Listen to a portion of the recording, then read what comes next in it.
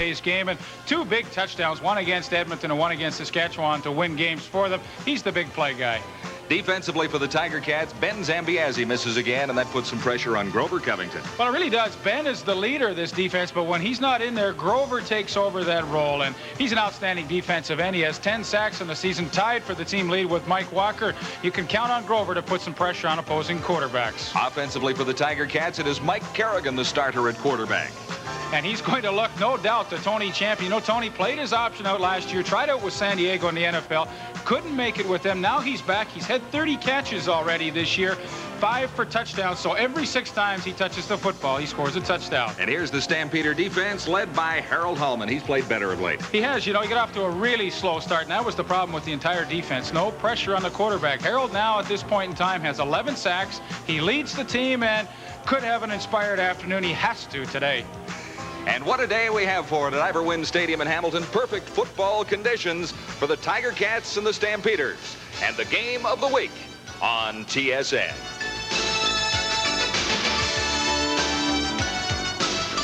It's more to Ivor Wynne Stadium in Hamilton as the Tiger Cats and Stampeders get ready for their first meeting of the 1987 CFL season.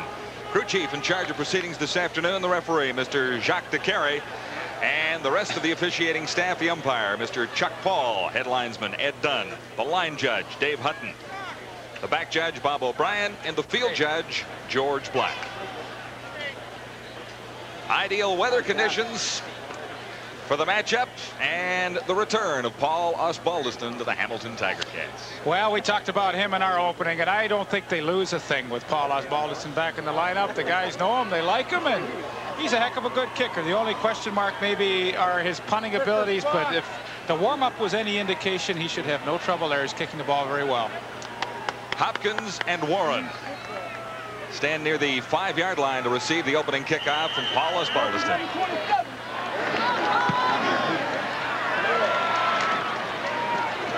This is Kirby Warren. Warren, a little opening to the outside and gets to the 34-yard line. Osbaldiston's kickoff is taken by Kirby Warren. Brought down by Frank Robinson, 43 for the Tiger Cats. Frank Robinson on the tackle. 24-yard return after a 65-yard kickoff for Osbaldiston. And there's the starting quarterback for Calgary, Rick Warman. Has 1 win.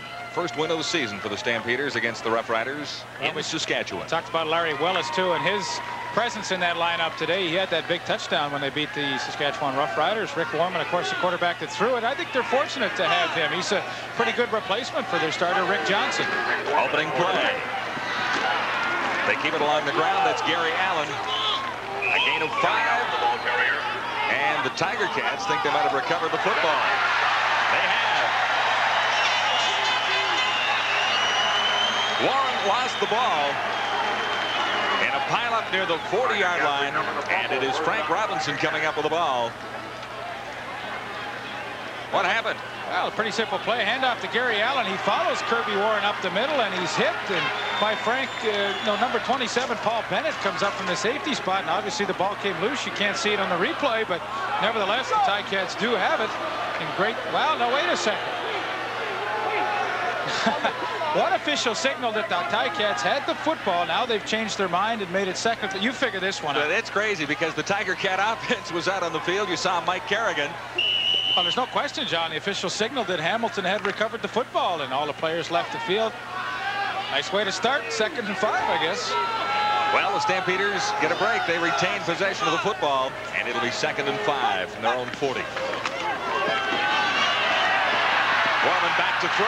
Trapped. Leading the way, Mike Walker, number 61. Back by Mike Walker. So Calgary losing a couple on 2nd and 5. That offensive line has given up 49 sacks so far this season, and Calgary Stampeders, for the most part, in 1987, quarterbacks have been running for their life. And that time, once again, good pressure. That Hamilton front 4 is an excellent veteran group, and I think Calgary's going to have some difficulty this afternoon with them. Glenn Harper across the 25, almost blocked. Short kick. Takes a good bounce for the Stampeders. And at the far side, it's finally picked up by Kerry Parker. A little confusion on the Tiger Cats' part. A 2-yard return, a 39-yard kick. It wasn't a great one for Harper, but he got a bit of a bounce. He sure did. You know, there's not much of a wind blowing today at all, but it looked as though that punt really hung up there. You see Mike Kerrigan, and he had just a super week last week against the Argonauts in their loss. 25 of 41, 3 touchdown passes in that game. So he gets the start today over Tom Porras. Here's Johnny Jones and Dan Huckluck in the backfield. Wide receivers Champion and Stapler. That's Huckluck. Interesting story on Dan Huckluck. He has surprised in this season.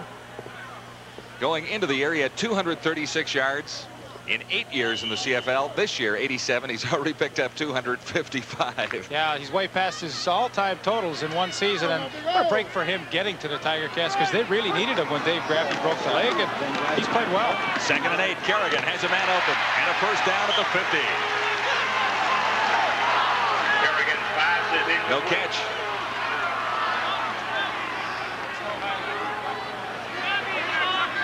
That Stapler had it, but he couldn't hang on.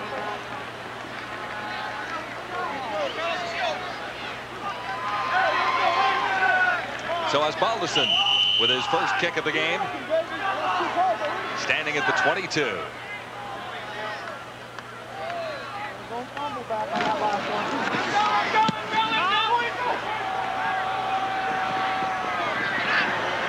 Rolling at the 30. And picked up by Richie Hall. Hall out across the 40 to the 43. By Richie Hall. Terry Laney leading the tacklers for the Tiger Cats at Ivor Wynne Stadium. It is early in the first quarter, and no scoring so far. First quarter, Stampeders and the Tiger Cats. Number 2-3. And some young Tiger Cat supporters in the stands this afternoon. There's Tony Pearson out of the University of Alberta, hoping to continue in the tradition of some greats. Golden Bear receivers that made it to the CFL. Joe Poplaski, Brian Fryer, Marco Sincar. You know, John, he was a 6th-round draft choice in the 1987, and a lot of times you're not counting on getting too much in the 6th round. It's more or less, let's make a selection and have an extra body at training camp. But Tony Pearson's come along, and with playing 2 imports in the backfield, Kirby Warren and Gary Allen, they have to play a Canadian outside, and Tony Pearson's the guy that fits the bill. He runs the 40 and 4.5, so we know he's got the speed. Now, whether he can catch the football is another story. Has not had a catch yet in 1987.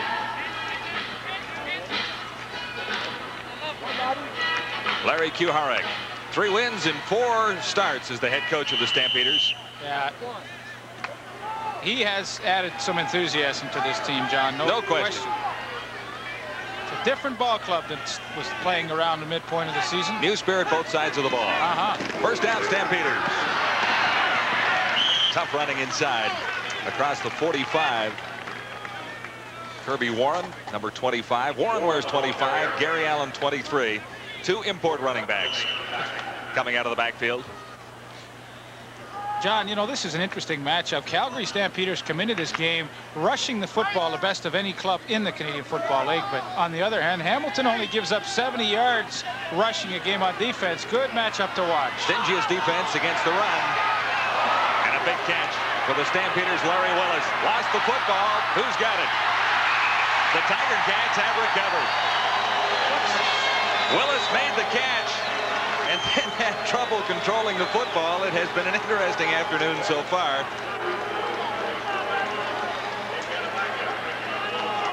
Ganavakis recovering that fumble, and this time the Tiger Cats will hold on to the football. I'll give Ganavakis a lot of credit. You know, he's playing that outside linebacking spot. This is a long bomb to Larry Willis. He makes a great catch. How does he drop it, though, Lee? Well, he gets up and starts to run with it, and I don't know Good how catch. he drops it. Sure, it's a great catch, but give Ganavakis credit, too. He hustled all the way downfield and will make the recovery. Kerrigan on 1st and 10. Johnny Jones, number 24, hits to the 30. Met there by Bernie Morrison, 72, the Stampeder middle linebacker. Johnny Jones comes into this game. He's only caught the ball 7 times for the Ticats this year, but he averages over 14 yards a catch, so I'm sure you're going to see him on a screen like that or give him the ball on a little swing pass. On 2nd and 7, Kerrigan to the far side as a first down. Tony Champion stepping out of bounds just inside Stampeder territory at the 54. 25-yard pickup. Well, John, you look at this receiving core, and with the return of Tony Champion, it's really tightened this receiving core up. You've got Rocky DiPietro, who's a Shenley Award winner and an all-Canadian, all-everything. And now you have Earl Winfield, who was hurt. He's back in the lineup, and he plays at the slot back. Steve Stapler outside, who's having a super year. You're talking about a great receiving core here. Stapler third in the CFL, Champion in his 7th game of the season. And not much room for Johnny Jones. As a ball carrier coming into this game, Jones had carried 6 times for 15 yards, a 1.5-yard average in his first start. That's been a problem area for the Stampeders at running back this year. They've almost had a revolving door back there. They sure have, and of course losing Tim Petros isn't going to help.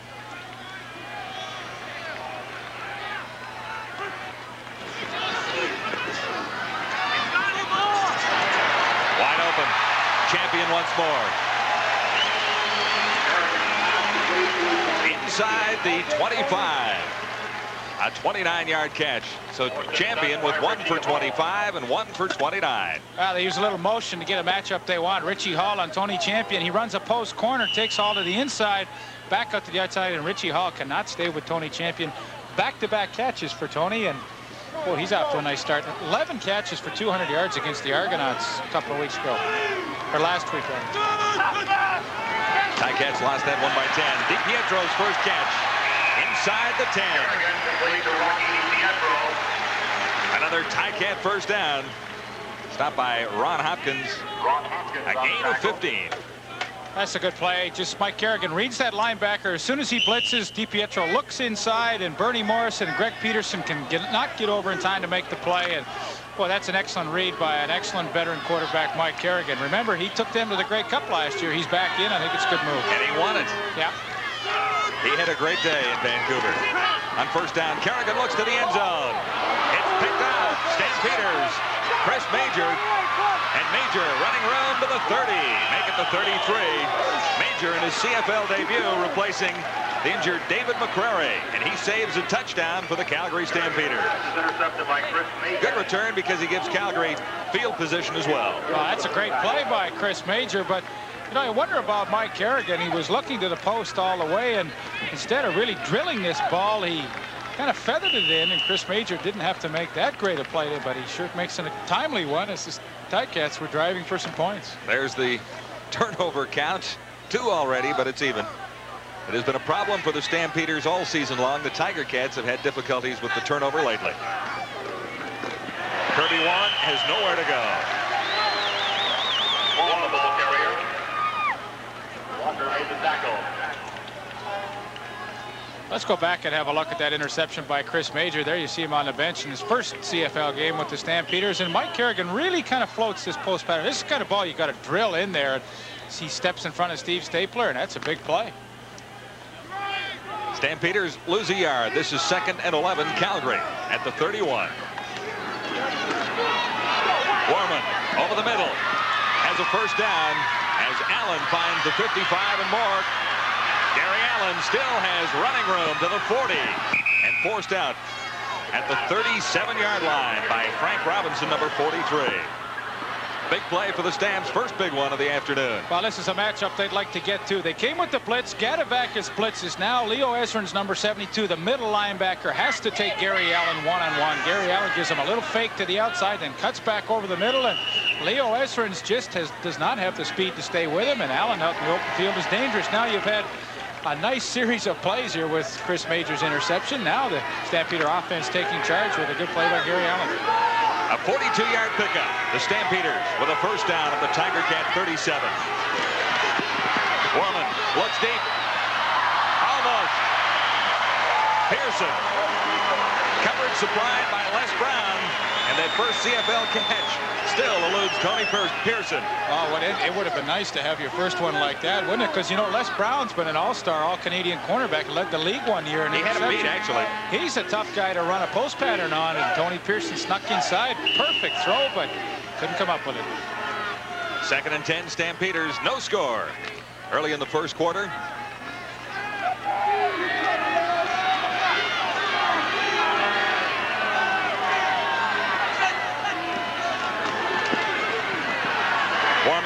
throw.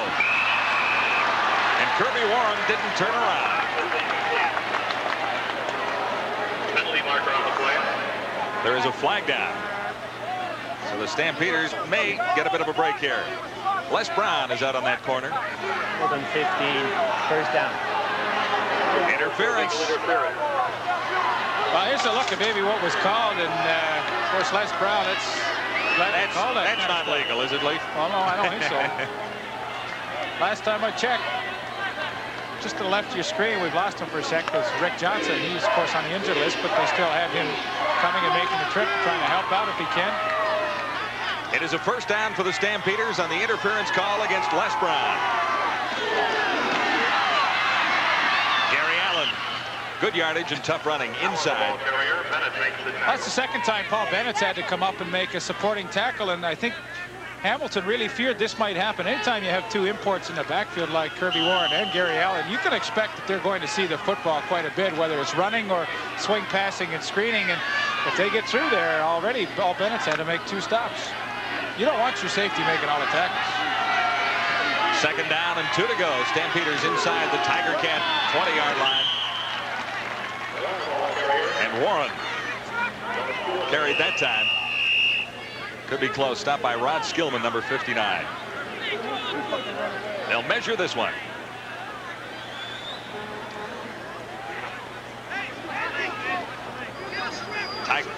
Tiger Cats looking to snap a 2-game losing streak after last week's 10-point loss to the Argonauts.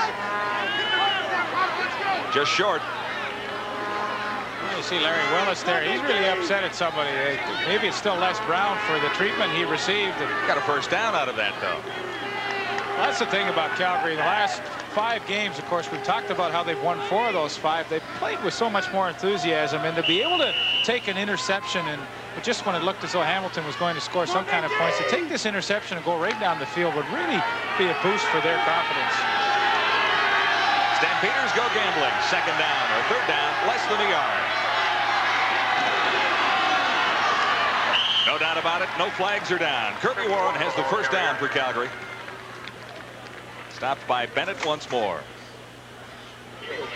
Howard Fields was also there, number 16.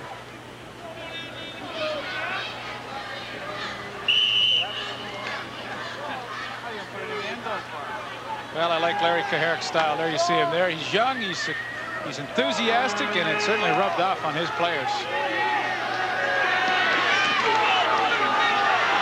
Counter play. It works well for Gary Allen. Leo Ezerin's at middle linebacker to make the stop, but Allen has another first down for the Stampeders. And he's inside the 3.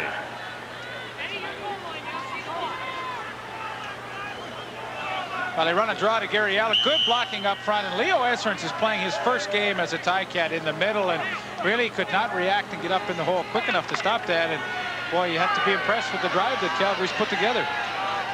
Scoreless in the first quarter. Stampeders threaten to change that here with a first down. Goal to go from the 2. The handoff is to Allen.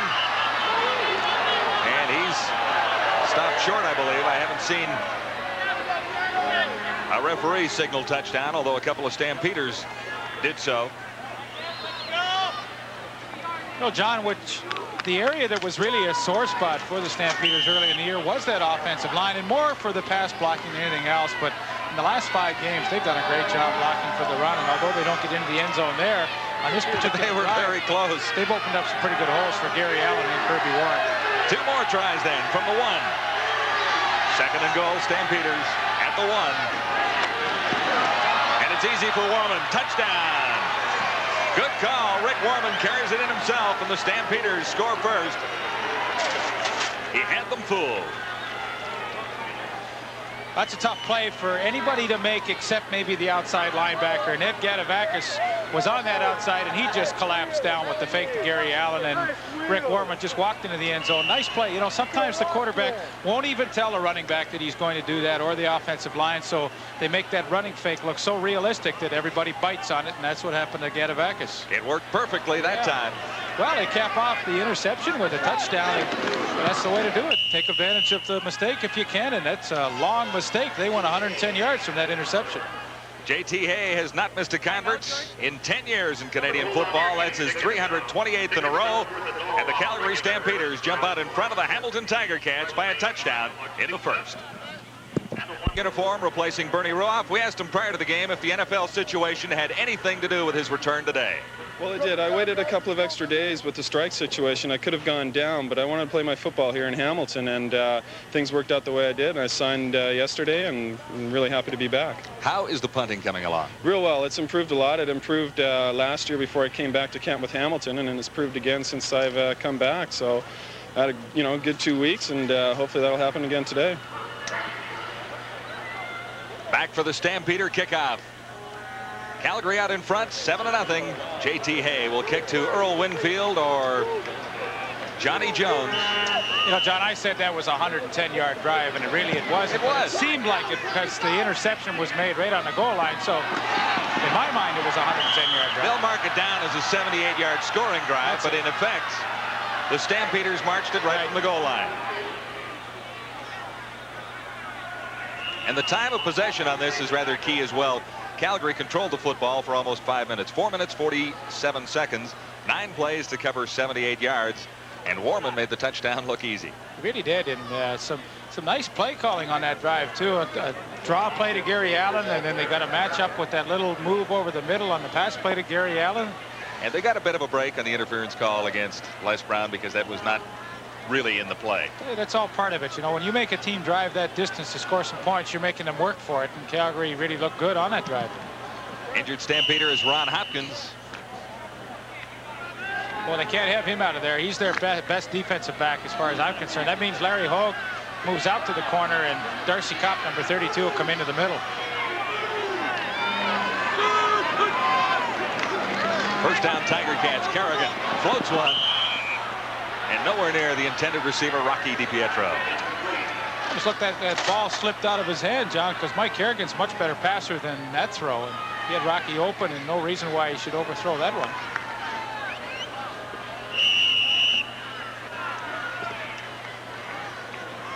Kerrigan has not seen a whole bunch of duty in 1987. Injuries have been a problem. 3 interceptions, 3 touchdowns on the year. He's only passed for 568 yards on 2nd and 10. He'll throw again. And this time, he has a completion to Johnny Jones, number 24, but Jones comes up short of the first down. Well, nice job by Bruce Green, number 38, the outside linebacker. He read it perfectly. And you know what? He's played well in the last few games. And Kerrigan has to dump it off to Johnny Jones. And then Bruce Green and Richie Hall are right there to make sure he goes no further. No, this is an important game for the Ticats. They have a chance to move into second place past the idle Toronto Argonauts. And with the way the Winnipeg Blue Bombers are playing, I think Hamilton and Toronto have to start looking now at who can finish second to get that home field advantage for the playoffs. Osbaldiston gets it down to the 26-yard line. And Hall has about 4 yards on the return. It is the Stampeders in front of the Tiger Cats by a touchdown with 3:19 to go in quarter one. At Iverwin Stadium in Hamilton, TSN's Game of the Week featuring the Stampeders in front by 7 on the Hamilton Tiger Cats. Rick Warman, the starter for Calgary this afternoon, has not started a whole bunch this season, but doesn't feel the Stampeders' offense changes that much under his direction. Well, John, I don't believe it changes very much at all. We're going to use the same type of game plan. The only thing different between Rick Johnson and me is maybe I move around a little bit more out there, whereas he might throw the long ball a little more often. But other than that, basically the same game plan. We didn't change last week when I came in, so pretty much the same, I'd say. What do you think of Rick Warman? He's done a pretty good job so far. Well, I think he understood his role perfectly when Larry Kuharek took over. Larry said, no question, Rick Johnson will be my main man for the rest of the season. Of course, Rick hurt now, and Rick Warman has to come in, and I think Larry Kuharek has to be very pleased that he has a capable quarterback like Rick Warman to come in. And we saw early in the season that a number of occasions he did do the job and move the ball offensively pretty well, so I think he's not too bad. First down for the Stampeders. They begin at the 31.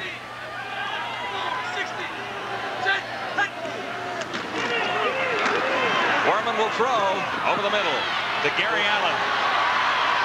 Big play. Allen gets to the 51. Stopped by Paul Bennett. 20-yard gain. Allen has been effective so far. He has, John, and he's been effective right over the middle where Leo Ezrins is playing his first game, as we said, as a Ticat at middle linebacker. Now, he played that spot with the Winnipeg Blue Bombers a few times, middle linebacker, but Stampeders are picking on that area. Stampeders on the move with a first down at the 51. Warman to Willis. Knocked down. Good play by Kerry Parker, who got a hand in the way at the very last second. And no secret, the Ticats are really trying to put some pressure on Warman with the blitz. That time, all three linebackers came, and Kerry Parker one-on-one with Larry Willis, and that's a tough assignment, but he got that hand up right on the hip. That's where you're supposed to stay, and did a nice job.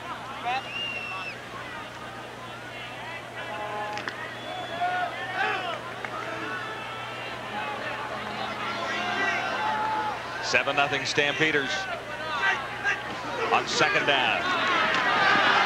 Warman gets a little pressure this time. Will have to hurry. Skillman is after him. Warman turns it up and runs for the first down. He played that very well. He talked about being a little more of a running quarterback than Rick Johnson. He puts a great move on Rod Skillman, 59. Watch how he just kind of dips back. That freezes Skillman, and now he can go downfield, pick up 12 yards, and get a first down. But he kind of froze Rod Skillman where it looked as though he was coming in to make the play. He looked like he was going to take the easy way out and step out of bounds, and Skillman fell for the fake. Oh, geez, you know, as a quarterback, if you can do that, pick up a few of what I call kind of freebie first downs running with the football, what does that make a difference to your club? Another first down. This is Kirby Warren. Forward for close to 6 yards. Kirby Warren, the ball carrier. Ezra Covington on the tackle.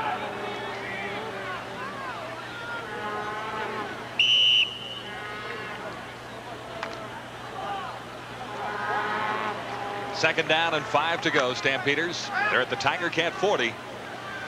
1:18 to play in the first quarter, and it is Calgary by a touchdown at 7-0.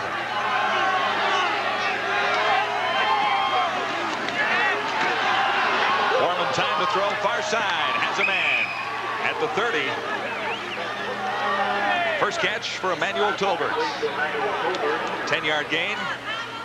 And he caught it in front of the newcomer in that Tiger Cat secondary, Alwyn Bailey. Emmanuel Tolbert one-on-one with Alvin Bailey. Bailey does a pretty good job. Watch the push off there. That's what you got to do. If you got a defensive back that's hanging on you and pawing you and everything, you've got to fight back and push off as a receiver. Tolbert does it, but I'll tell you, I was impressed with that offensive line. They had all three linebackers coming again. They picked up everybody, gave Rick Warman time to throw. Stamps have another good drive going with a first down. Ticat 30, nowhere to go for Allen that time. He'll lose some.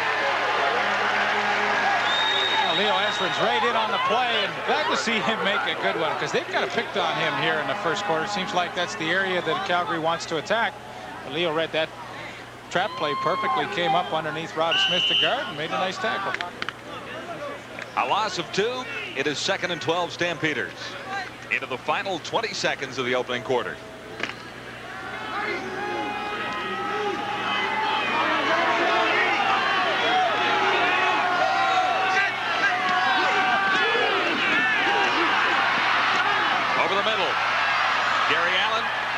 And a good play to stop the first down possibilities. Allen was in full flights, and Ezrins just got a hand up.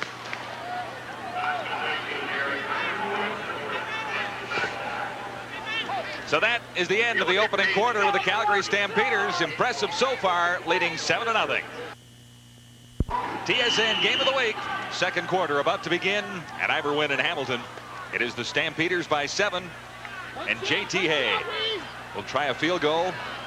Just in outside the 30 at the 33. Hey, makes no mistake about it. And the Stampeders add 3 more to the total.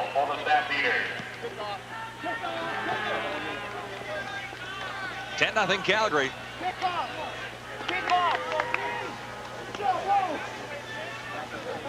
Big game for both teams when you look at the standings east and west. The Tiger Cats have a little more to lose in one sense if they lose too much more ground to the Toronto Argonauts, a team that they're having some difficulties with in 1987. Well, you know, both teams today are in third place in their respective conferences, so, you know, they're solidly in third. They're not going to have any trouble making the playoffs, these two teams, but still the fact that they both like to get up in the standings and get that home field is So we have a look at those first quarter stats, and the Stampeders with total yardage 163. You know, that's Double. a good first quarter, because first quarters are usually kind of slow for the offense. 160 yards, pretty good job. 8 first downs means they control the football. And J.T. Hay will kick off after the field goal.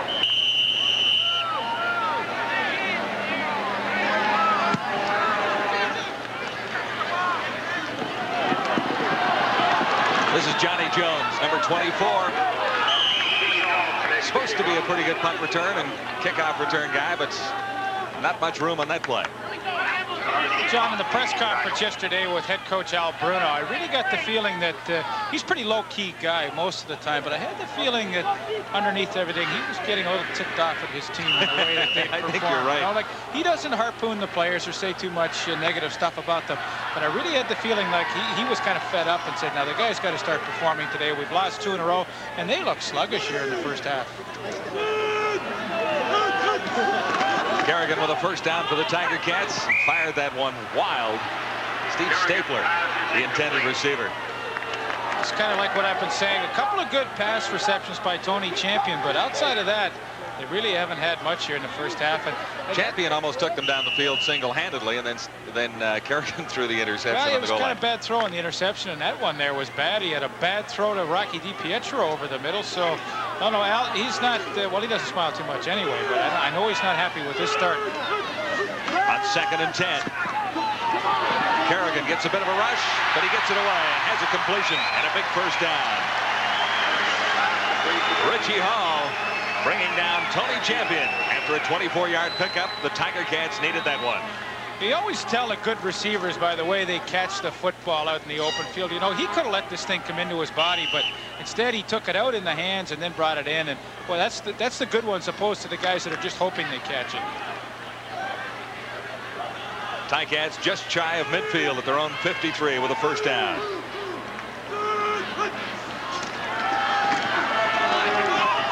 Kerrigan for Stapler. He caught it. Was he out of bounds? I think he was, but it looks like they're calling it a catch. Chris Major, the victim. It is ruled a catch. That's great concentration by Steve Stapler to come down with that football, because he got turned around. Right. And there you see it. And if that's in bounds, I'll eat my hat. There's no way. You didn't like that one? No. That's a freebie there. A 40-yard pickup for the Tiger Cats to get a big break. Oh, what a break that is. You know, I can't understand how they can miss that one.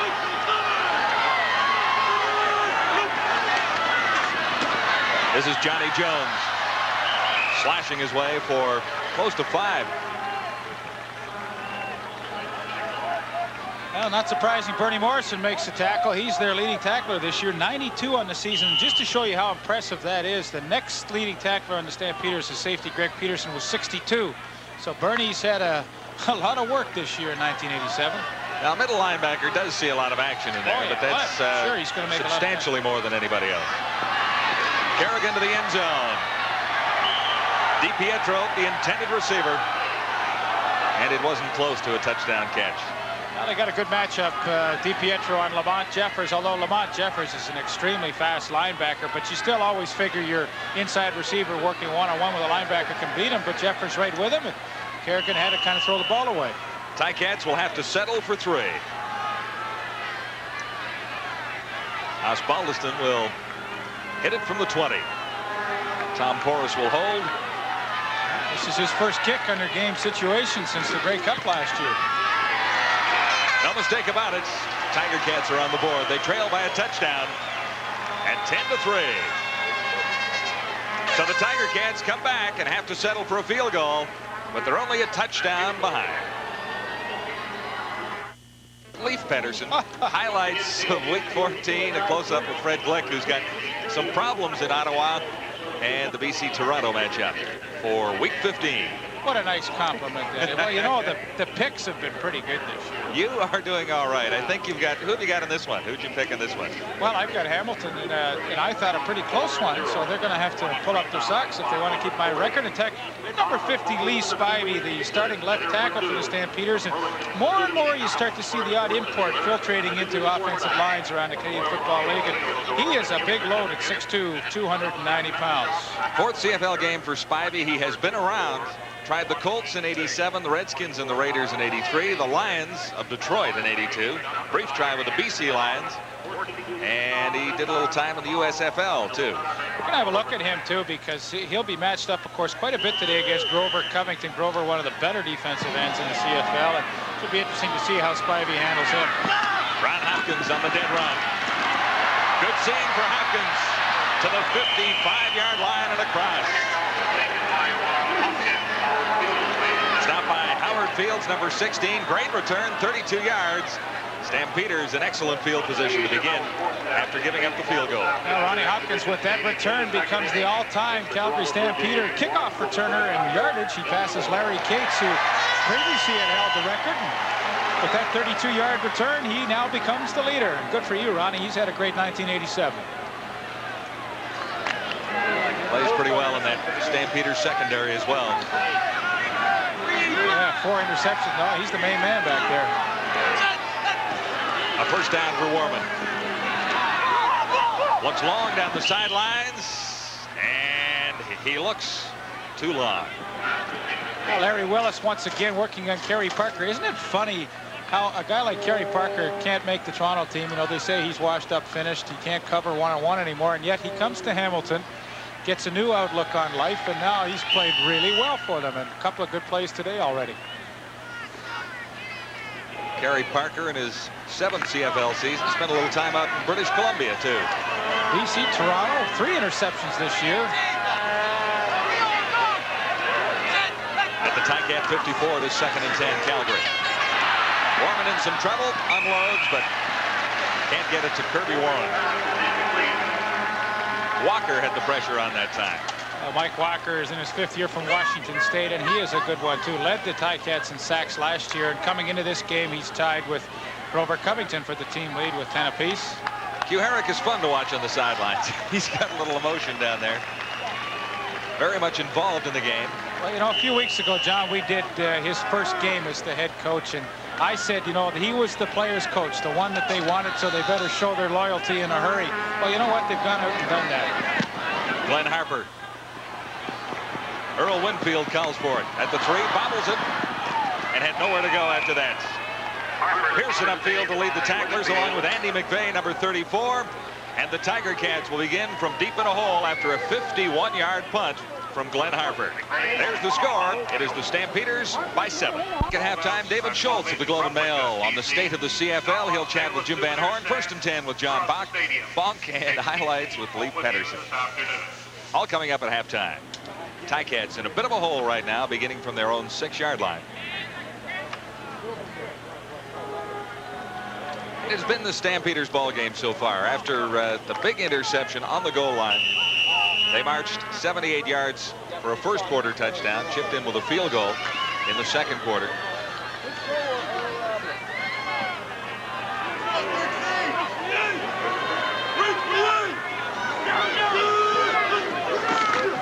On 1st and 10, Kerrigan hands to Hucklack. Hucklack, rather. Hucklack, the ball carrier. All made the tackle. Seems to be shaken up after the carry. He's been around the Canadian Football League for a year or two, Dan Hucklack.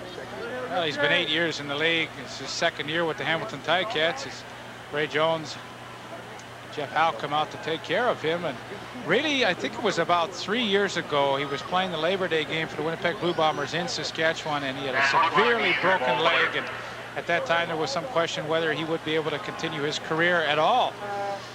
But he has come back and played exceptionally well for the Hamilton Tiger Cats. It's funny, you know, they have Kenny King right now in training camp, and if you recall his name, he was with the Los Angeles Raiders when they won the Super Bowl, and he's a pretty big name running back. And Rocky DiPietro told me yesterday, he said, it's funny, we got Kenny King in now to block for Dan Hucklack. So that's how they kind of think of him. You know, he has a lot of respect on this team, and glad to see him bounce back from that near career-ending injury. Well, that time he ran into Richie Hall, and it was kind of an unfortunate situation. I don't think he's too badly hurt. I think it is a cut, and they'll maybe stitch him up and get him back in the ballgame. But his helmet glanced off Hall's hip as he was going to the ground. So Hucklock is up and about. I'll bet he'll be back. And in the meantime, it'll be Steve Jackson, number 74. Well, Ray Jones. Tiger Cat backfield. Ray Jones, the fine trainer. Is he the dean of the trainers now? Must be. Canadian football. It's a good question. You know, Ivan Gutfried's been around a pretty long time for Saskatchewan, too. Freddie Dunbar has a year or two of service. Yeah, but Ray, he's maybe a little. Tell you what, great guy and does a super job. Big play here. Johnny Jones. Great run. Tiger Cats out of a big hole as Jones gets near midfield. And it opened up perfectly for the Tiger Cats. Finally, Greg Peterson got over to stop Johnny Jones after a 41-yard carry. Now Bruce Green gets fooled to the inside, and Johnny Jones, you know, good job by the wide receivers because they were playing man-to-man coverage. Well, they just keep running downfield. The defensive backs follow them. Johnny Jones just follows behind everybody. 41 for the Tiger Cats, and Johnny Jones, the longest gain of his CFL career. Ticats with a first down. Kerrigan in trouble near the 50-yard line. Got it to Jones, but he was going nowhere. Maybe a gain of 2, depending on where they spot the football. Bruce Green's been a pretty active linebacker this afternoon for the Stampeders. Once again, he's in on the play to give Johnny Jones a pretty good hit there, but Goldsmith had some pressure on Kerrigan. Just to have that running game going. You start the drive on your 5-yard line, 2 plays later, you're out of midfield. They mark it a gain of 2. It'll be 2nd and 8 Tiger Cats. Jones once more. He won't be able to do it by himself. Grabbed about 4 yards, but Chris Major forced him out. Well, they're going to call number 67, Ralph Schultz, the right guard of the Ticats, for holding. No question about that one. Calgary will decline it. They'll get the football back. Calgary captain.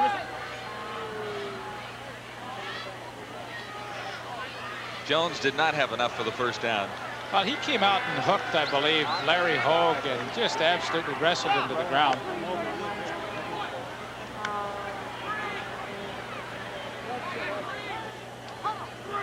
Tiger Cats are called for holding. The penalty is declined. Make up your fucking mind. So it is 3rd down. And 67, Rick, holding there. the Ticats, Paul Osbaldiston trots onto the field. They're getting a little excited down on the sidelines.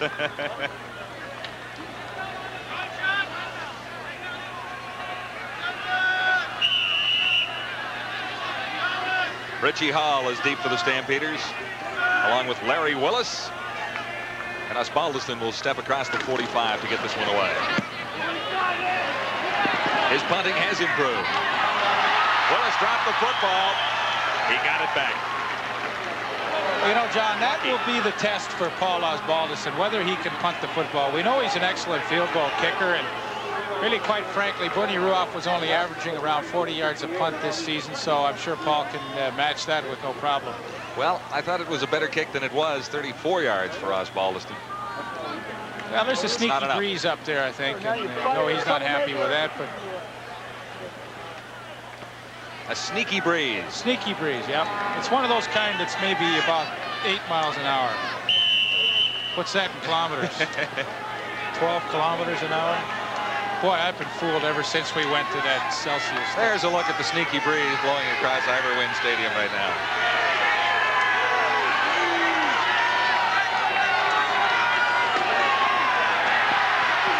This is Gary Allen out across the 20.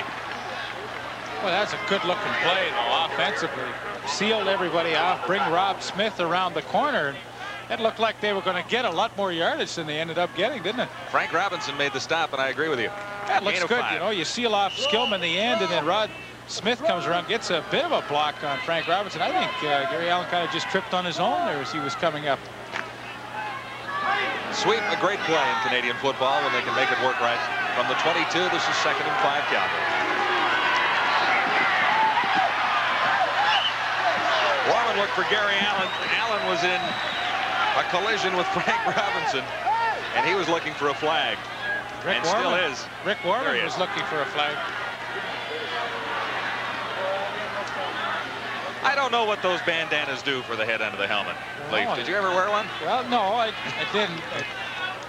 Kind of keep the hair in place a bit, I guess. I don't know. It's like Maybe a hairnet. a little more cushion if you take a hard hit. I don't know. Like, what do you think? Are they stylish or what? They must be in style. I don't know. Good color though, red. I don't know if it's team issue or not. Not much running room for Johnny Jones on the return that time. He's back to the 50. 5-yard return after a 43-yard punt. Stampeders lead it by a touchdown. We'll be right back. My buddy Book said. A good one so far. Stampeders lead the Tiger Cats by a touchdown midway through the second quarter. The Ticats happy to have Rocky DiPietro back in the lineup after missing a lot of games this season. Up and down season for the Tiger Cats. Some thoughts on his return from Rocky prior to the game.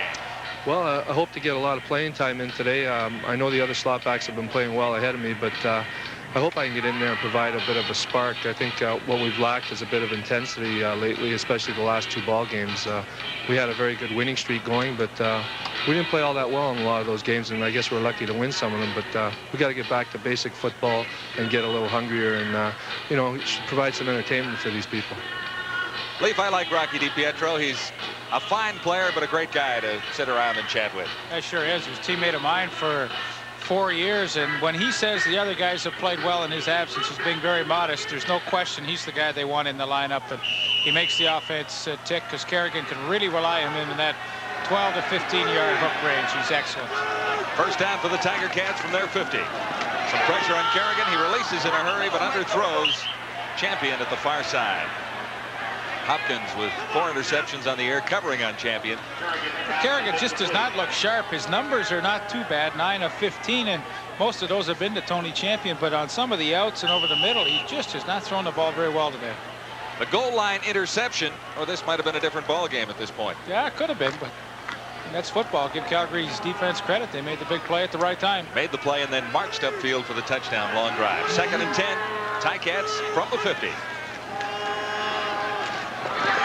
Kerrigan gets a first down from Earl Winfield. Pass complete to Earl Winfield. Winfield made the catch in Both made the ahead tackle. of the first down marker and then spun around. He might have lost 6 inches, but it should be a first down. It is.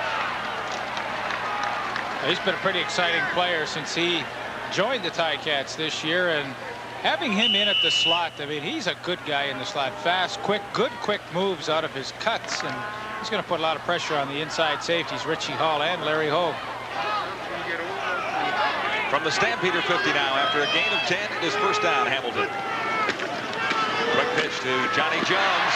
Good move to get outside, and good run for Jones. Short of the first down.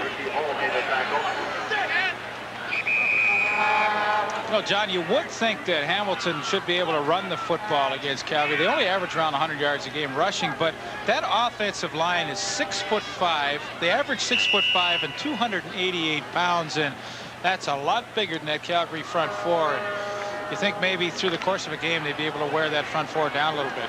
Stampeder front four is a quick front four in a way, with Hallman and Goldsmith on the left side. Well, they're not big guys, though. But they're not big. Quick toss on 2nd and 5, and Richie Hall was covering. Now Kerrigan just has not looked sharp, and he's disappointed with that. He's had trouble throwing the outs, and those are should be bread and butter passes for him to complete.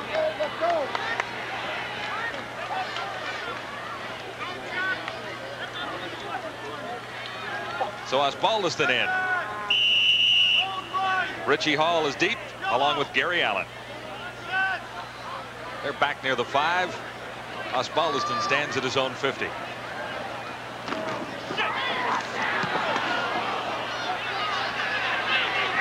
Angle to the sidelines taken by Hall, and he has nowhere to go. Stopped right at the 15.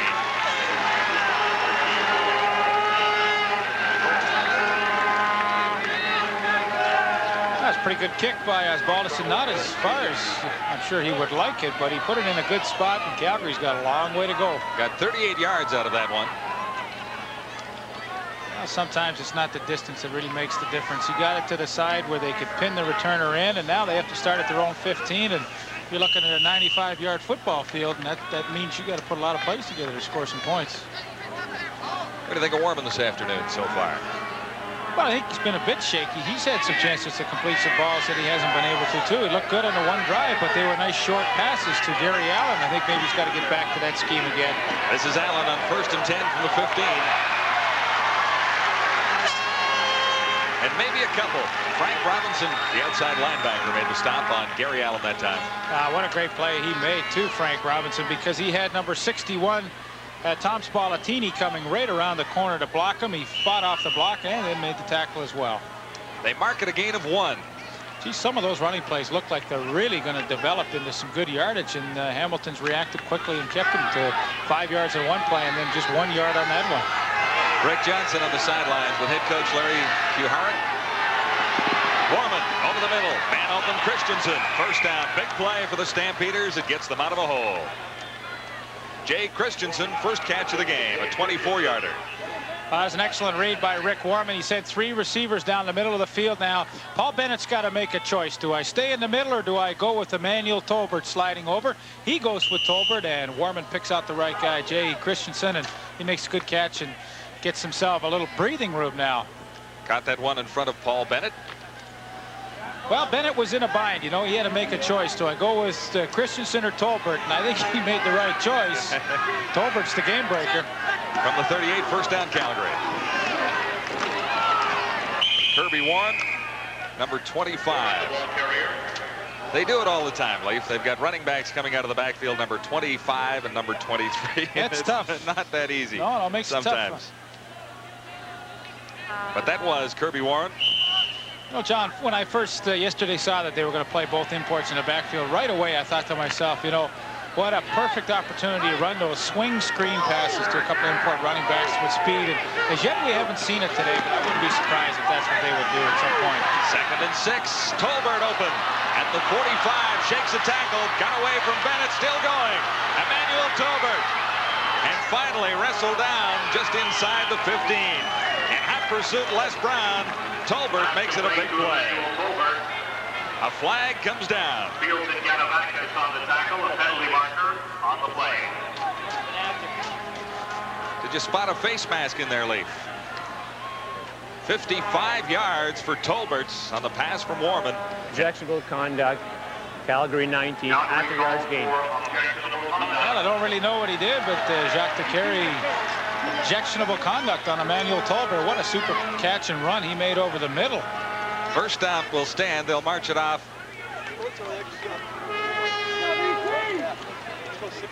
10 yards after from where the ball was.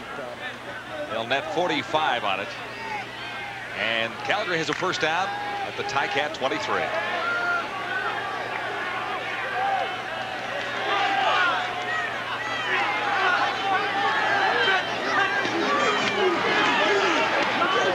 Warman, Tolbert, one-hander, touchdown. Check that, 89. Larry Willis, a 23-yard touchdown. Number 89, Larry Willis, has the second Stampeder touchdown of the afternoon in front of Kerry Parker that time. Well, Rick Warman reads the blitz, and what a super catch this is. Larry Willis cuts inside. Parker cannot stay with him. A one-hander, and a couple of big plays back-to-back. The Tolbert catch, and now the Larry Willis catch for the touchdown. And boy, I'm impressed with the Stampeders here in the first half. They have played well and deserve the lead they have at this point. J.T. Hay adding one more, and it's 17-3. Stampeders leading the Tiger Cats. Larry Willis, his 7th touchdown catch of the season. Pretty play, one-hander, like Leif Pettersson used to do. He made it look pretty easy there, didn't he? But I'm impressed with Rick Warman. Every time that the Hamilton Ticats have blitzed today, he has read it very well and made the right reads and throws. That time, when you blitz up the middle, you know you're going to have a one-on-one guy outside. He picked him out, and although Willis made a great catch, still a good read by Warman. Scoring drive, 95 yards, you said. I remember they started at the 15. You said 95 was a long way to go, but they did it in 5 plays. in 2 minutes 47 seconds, and the 23-yard touchdown catch by John, Larry Willis. They made it look easy. You know, usually at 95 yards, you're hoping, well, geez, if we can put 10 plays together, we've got a chance to score some points. They did it in 5. One big play to Emmanuel Tolbert that netted 45 yards. Winfield is back along with Johnny Jones, number 24 for the Tiger Cats. This is Jones, 25. Tries to swing it outside, and the Stampeders had it read well. Ronnie Hopkins, number 15, said, "You are not Johnny Jones. You're not getting outside me." And he just kept stringing it out, and a nice play to keep Jones from getting outside. Iverwin Stadium in Hamilton. Some say the house that Leif Pettersson built. Oh, well, then they're crazy if they think I didn't say that. Some it's the said house that Mosca and Barrow and some of the greats that played here built. And good football stadium. Toronto Argonauts call it Neverwin Stadium. They've had success here. They have this year. I don't know. I don't figure this out. They always play well here now. Kerrigan has a strike. Tony Champion out at the 50. You know, here's where Kerrigan's got to take charge of this offense. They've had a lousy first half, but now he's got a chance with just a little under 3 minutes left to get something going. He's seen enough of the Calgary defense to understand what they're trying to do, and now he's got to start connecting on some passes. Up to him to get it going. He connects here. They got a nice first down. So the Tiger Cats will have a first down when we return, and more yardage being marched off. We'll get to that in a moment. It is the Stampeders leading 17-3. In Hamilton at this stage, the Tiger Cat mascot.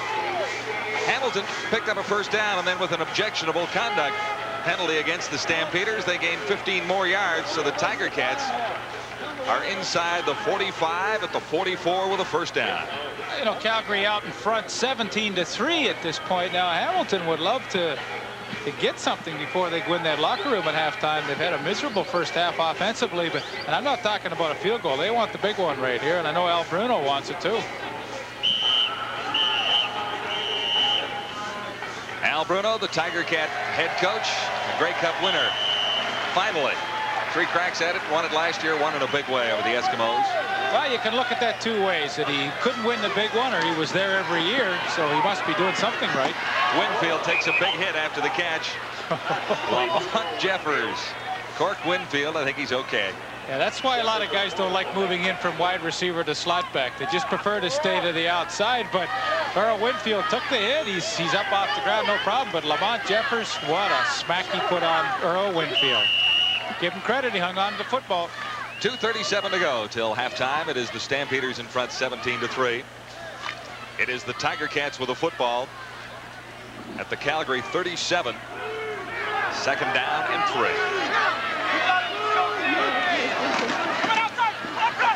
Kerrigan, champion, and it's picked off. Second of the game for Chris Major. 2 big ones in his CFL debut. Chris Major, memorable beginning in Canadian football, a 17-yard return. Picked one off at the goal line earlier. Don't be surprised to see Tom Porras loosening that arm up, because he had Champion, Kerrigan had Champion out in front here, and he threw it a little behind him. And once again, Chris Major, rather, is able to come underneath, and give him credit. He's played a super first half. Anything in his area, he's covered like a blanket. 2 interceptions, can't ask any more from a rookie. Chris Major in his debut in the Canadian Football League. As far as we've been able to find out, he is not related to Doran Major. No, I don't think so. But this is what you always hope for. You know, David McCreary's the regular corner. Now, he's not in the game today, and you always hope that your replacement can do an adequate job. A couple of interceptions, I'd say that's a little more than adequate. I would say so. 2 big ones have killed Tiger Cat drives. Oh, guaranteed points on these drives, too. Both of them, as a matter of fact, sir. Field goals at least. So the Stampeders with 2:12 remaining. First down. 34-yard line. Over the middle, Warman. For Jay Christensen, he couldn't hang on. A little high. And the doctor on the sidelines at the Calgary bench checking out Chris Major. A rookie from South Carolina. Nice way to start. He is in the ball game because of an injury last week to David McCrary. McCrary broke his nose and was unable to answer the bell this week. 2nd and 10, Stampeders. 34-yard line. Warman. Well, I don't know who he was looking for there. Fans would like a penalty, but no flags are down.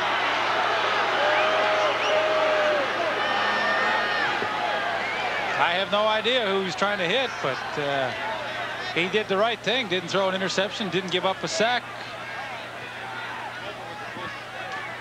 So the closest receiver, unknown. You know, I'm sure Hamilton's seen Glenn Harper on film a few times, and he's had a tough year at getting those punts off. He's a pretty slow kicker, and, you know, here's a good stage where he should really maybe go after one. He's had a couple blocks. Not deep.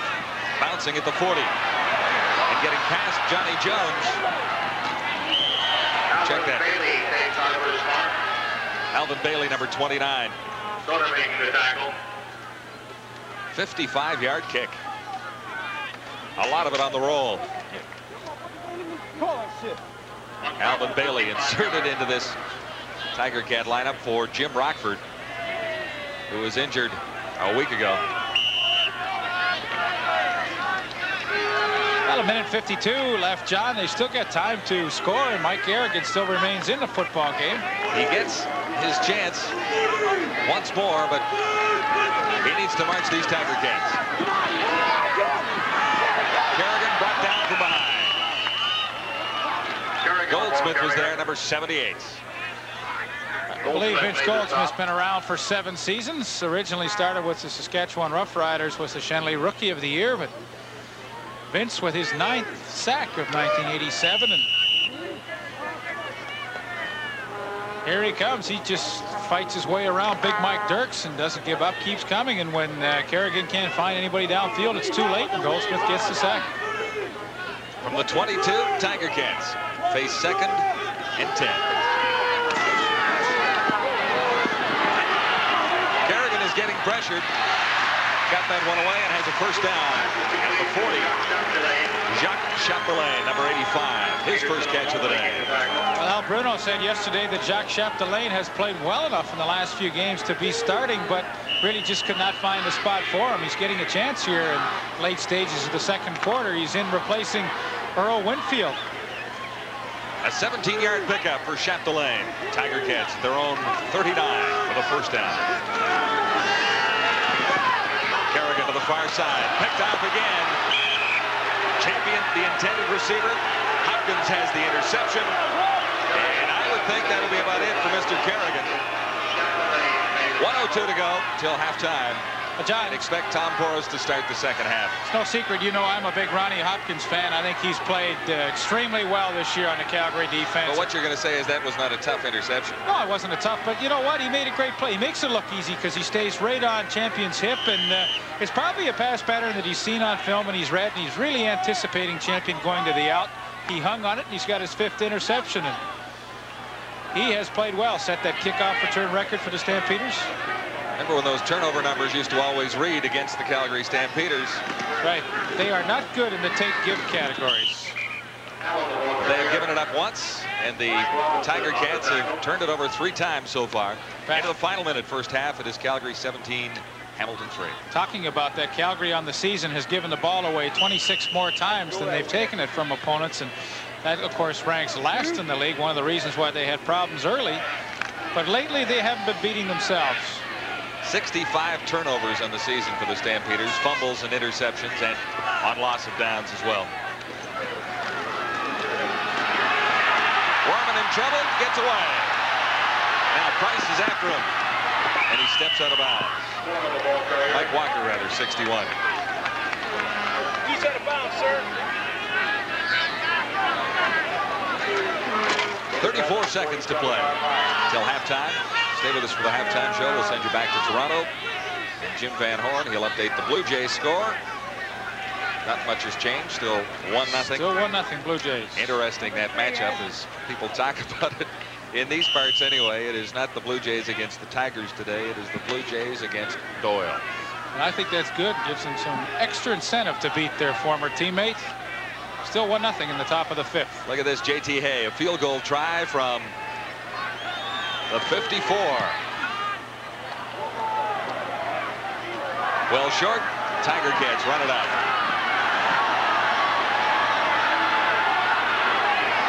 Les Brown actually lost yards. 22 seconds remain. I wouldn't mind being a fly on the wall in the Hamilton dressing room at halftime, because I think the normally quiet Al Bruno will really go in and give them a tongue lashing, because not only losing 2 games in a row, they have not looked good here in the first half. And talking to Rocky DiPietro, they did not look all that good when they won 5 games in a row, according to a lot of observers of this Hamilton Tiger Cat football team. Tough to defend the Grey Cup, but they could have played with a little more intensity at times. Bruno has, on more than one occasion this season, thrown his hands up in the air and said, "What are you guys doing to me?" But remember, this isn't over, because Lee Pedersen picked the Tiger Cats in this one on the CFL report. And I think the second half will be a different story as far as the Tiger Cats are concerned. I picked them for about the last 4 weeks in a row, and I figured the law of average is going to catch up, and they're going to win a game. Well, it's not over. Only halftime. 17-3. 1 quick touchdown as we begin the second half, and we'll have a ball game in the second half, and we expect Mr. Porras might be out there. Well, I think so. I think at this stage of the game, you know, Kerrigan, although he's had some guys open and made some good reads, just has not been able to deliver the football well this afternoon, and I would not be surprised to make the change one bit.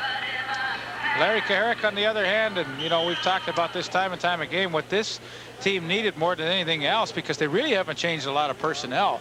They just needed a shot of enthusiasm, and they've received that from him, and it's transpired through the whole team.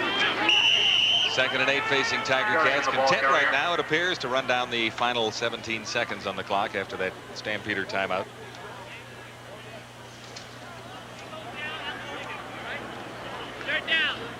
Calgary has turned in some big plays defensively and moved the ball well offensively, and that's pretty well the story of the first half. Well, now this is an interesting. Well, the clock's going to run down. Now, although it's 3rd down, they can let the clock run out and just down it, and nothing will happen. So that's Kerrigan will take the snap, and that'll be it. 2 seconds on the clock right now. Last play, first half, barring penalty. And Kerrigan concedes. Goes down on one knee to turn the football over to the official. That is the end of the half. Calgary Stampeders, impressive, both sides of the football, to take a 14-point lead on the Hamilton Tiger Cats to the dressing room at halftime at Ivor Wynn. Back to Toronto, and here's Jim Van Horn. And where the Tiger Cats and Calgary Stampeders are doing battle in this all-important CFL game. There's your score. The Stampeders leading the Tiger Cats by a score of 17-3. The Canadian football Calgary Stampeders and the Hamilton Tiger Cats, it has been all Calgary so far. They lead it by a score of 17-3.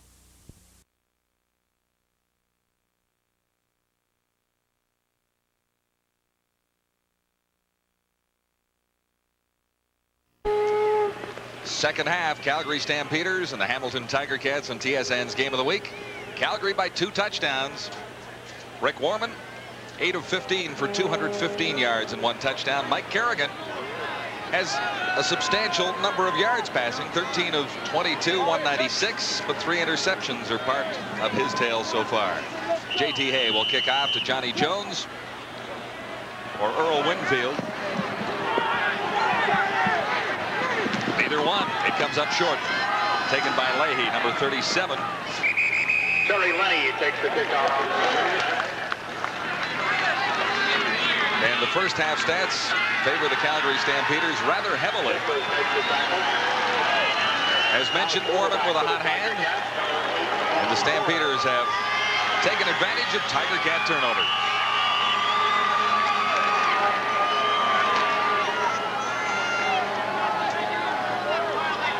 Well, we talked about a new quarterback, and there he is, Tom Porras, who has led the Tiger Cats much of this season.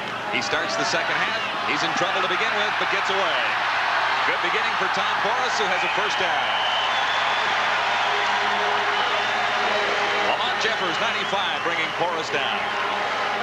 Well, there's no question, John, Mike Kerrigan is not a running quarterback, and Tom Porras has that ability. And, You know, once again, Calgary did a good job downfield, but this is the difference. Boris says, hey, heck with it. I'm going to do this on my own. Tucks the ball under and finds the first down marker. Now you get down so you don't take a hit. But this is the difference between the two quarterbacks. Boris has the ability to run and make some things happen. Lunch pail type of guy. Gets the moving that way. And that way as well along the ground. Johnny Jones has another first down. So the Tiger Cats begin the second half with 2 big first downs. 2 Stampeders are left in the wake. 2 Stampeders injured. Bruno has to like this beginning.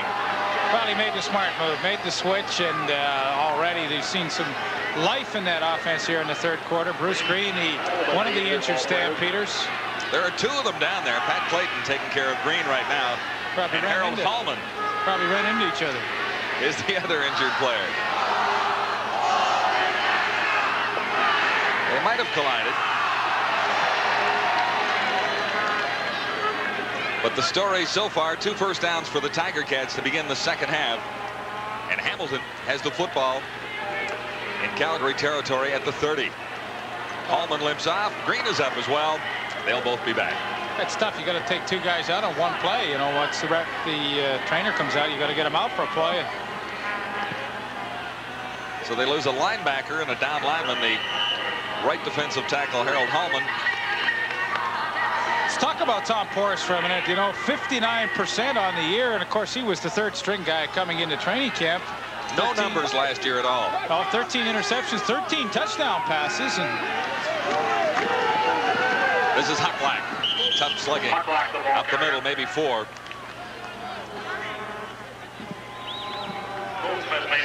There are the interceptions and the touchdowns on the right-hand side. But really 2,500 yards passing. He has moved the Tiger Cat football team. Yeah, he's had some big games this year, and very lucky for Al Bruno. Kenny Hobart's ready to come back onto the roster too, so you don't know, have no idea how they're going to handle that situation.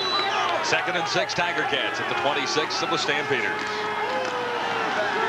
Swings it out, and Jones couldn't quite hang on. It is incomplete.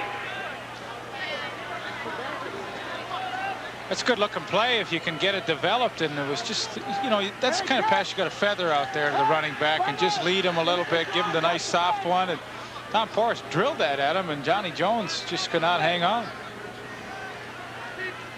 Porras will stay in to hold for Paul Osbaldiston. He has accounted for the only Tiger Cat points in the football game so far. And there's the distance for Osbaldiston on the season. Wouldn't mind seeing a fake right here.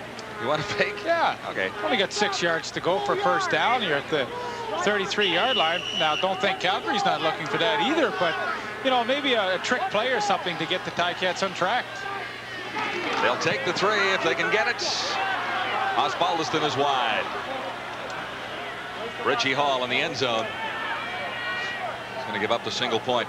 See, they should have gone for the fake. Might as well have for the 1 point. You can coach in this league, no problem. Oh, sure, I tell you. Osbaldiston 50% on the afternoon. He misses that one. Tiger Cats behind by 17-4. Hi. Far, the Stampeders have 17, 10 in the second quarter, 7 in the first. And the Tiger Cats have just 3 from the first half and 1 in the second. But interesting there, comparing the quarterbacks through the first half. In total yards, it really wasn't much of a difference. But 3 interceptions for Kerrigan, and that got him the hook. Yeah, very similar, but Warman's had the production, and Kerrigan just has had the pretty decent numbers, but no production. You know, I think any quarterback will tell you the personal statistics really go out the window if you can't put it in the end zone. Kerrigan is on the bench. Porras will get another shot after the Stampeder first down from the 35. Warman pumps, hands off to Gary Allen. The Stampeders, a pretty good running football team so far today. Allen gets to the 50, a first down by 5. Well, we talked about that, John. They rush the football better than anybody else in the CFL, and we talked about that matchup against that Ticat defense, only giving up around 70 yards a game. And here's a nice Statue of Liberty play, and they get 3 blockers out in front. Frank Robinson actually does a pretty good job taking all 3 of them on and forcing the issue there. Nevertheless, it's a first down, and Calgary's really they've come up with the big plays when they've needed them on offense today. An injured Tiger Cat down. Being taken care of by Ray Jones. It's Les Brown, the right cornerback.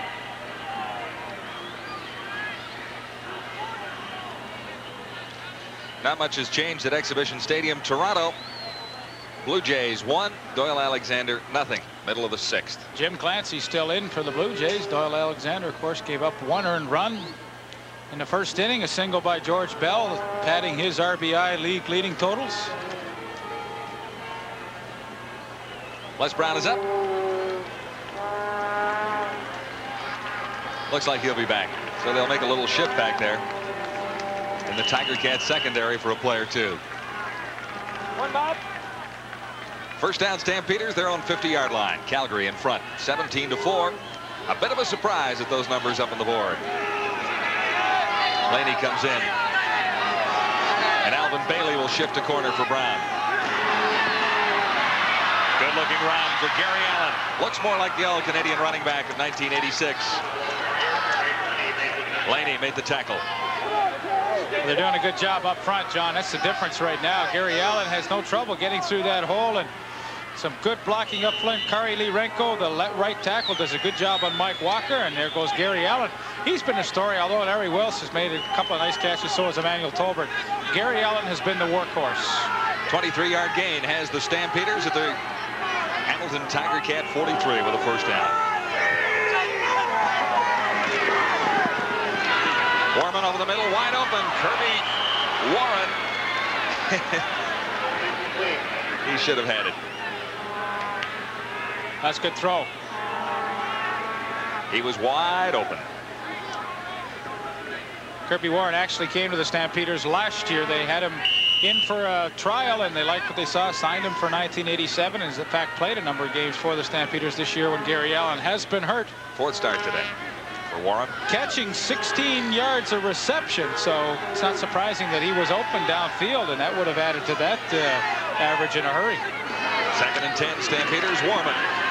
Time to throw, looks long for Tolbert. And it's picked out. Tiger Cats have a big interception. Les Brown looks all right. He's back in the game to run this one. And tiptoeing down the sidelines. Brown ran out of room, but that might be what the Tiger Cats need. Flag is down. Well, the crowd is cheering about that interception by Les Brown, but there was a block thrown on the sidelines that you're going to see at the end of this running play, and I'll describe it for you. But Les Brown sloughs off his man. He's not really covering Tolbert, but he cuts across, makes the interception. Now, just as Les Brown goes out of bounds, number 61, Mike Walker, is going to hit number 23, Gary Allen. There you see Gary Allen chasing him. Now watch what happens. Bang. Gary Allen goes right into the dugout. The Hamilton players there. The interception will stand, but they'll march it off at the point of the clipping infraction. Even in total yards and penalties, Tiger Cats have one more. Les Brown, of course, we told you, tied for the league lead a few years ago with Paul Bennett in interceptions. Huckluck.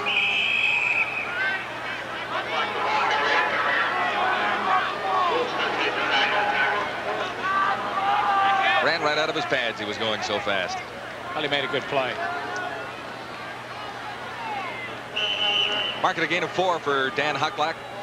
Well, one positive side for the Stampeders, if you look at it, you know, he threw the long bomb, and of course he didn't make a great throw, but that's the kind of pass that you get intercepted you don't really care about because it doesn't hurt you. It is 2nd and 6. Tiger Cats from the 15 over the middle. Jones can't hang on. Johnny Jones has dropped 2 in a row. Might well have caught that one, Lee. Well, he should have had that one. Makes it tough on your quarterback when he comes in the 3rd quarter, and he's trying to desperately to get some kind of momentum and some offense going, and you make a good throw and your guy doesn't catch it, get you down in a hurry. Now, here's the test for Osbaldiston. Now, this is what they need to find out. Can he get you out of trouble? On his own goal line, Osbaldiston. Hits it out to the 50. Larry Willis on the return. And Willis gets to the 45-yard line. So the Stampeder defense holds, and Calgary will have excellent field position when we return. The Stampeders leading the Tiger Cats by 13. It's 17-4. Restless with the Tiger Cat performance so far this afternoon. It is the Stampeders out in front 17-14 on the hometown Tiger Cats. And Calgary will have a first down at the 45 of the Tiger Cats. Rookie Tony Pearson from the University of Alberta Golden Bears in his third starts as a Calgary Stampeder. Prior to the game, we asked him what the Stampeders had to do. Let's see if he was right. Well, we just need to get out there and get open, and as long as we get out into the open spot, Rook will get us the ball, and if we do that, we should be able to come out with the win in this game. Is this the day for your first CFL catch? I feel like it will be. I've been getting open before, but it just seems like well, in the Winnipeg game, I got a bit nervous, but I think this will be the game that I get a catch, and I know that Rick will get the ball out there to me, so I just have to go out and do the job. Leif, do you remember waiting for your first catch in the CFL? I can't remember when it was or where it was. Really? But I'll tell you, I mean, he's got it figured out. He says, if you got to get open, so I'll go along with that. He's got it figured out. Warren in some trouble initially, but picks up good yardage as he gets down inside the 25. Stopped by Paul Bennett. Stampeders rolling once more. The Tiger Cats have struggled most of the afternoon. And the Calgary running game has worked quite effectively. I'd like to check with the statistician Bobby Layton, just see what those rushing totals are to this point. You know, they average about 135 yards a game, the Stampeders do. There's Bobby's numbers. So the totals are over 100 yards for both Gary Allen and Kirby Warren, so they're on track. 114 yards average a game, so they're getting close to that. Not much on that play. From the 25. Warren once more.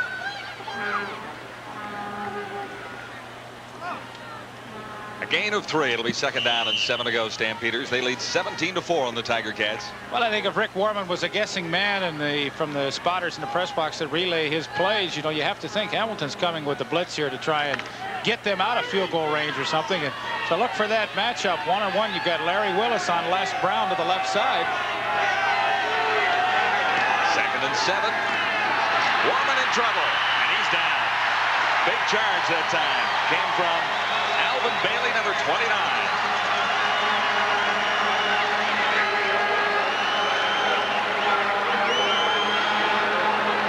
First sack of the game for the Hamilton Tiger Cats.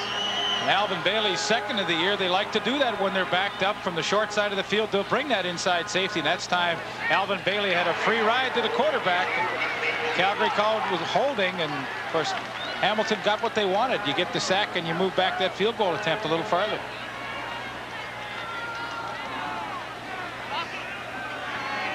You know, I'm sure Rick Warman, as I said, knew it was coming, and he wanted to try and go to Larry Willis. He looked that way, but of course Alvin Bailey got there so fast there was no chance to do anything.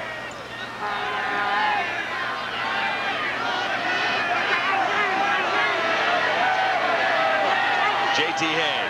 It'll be spotted at the 39. No mistake for Hay on that one.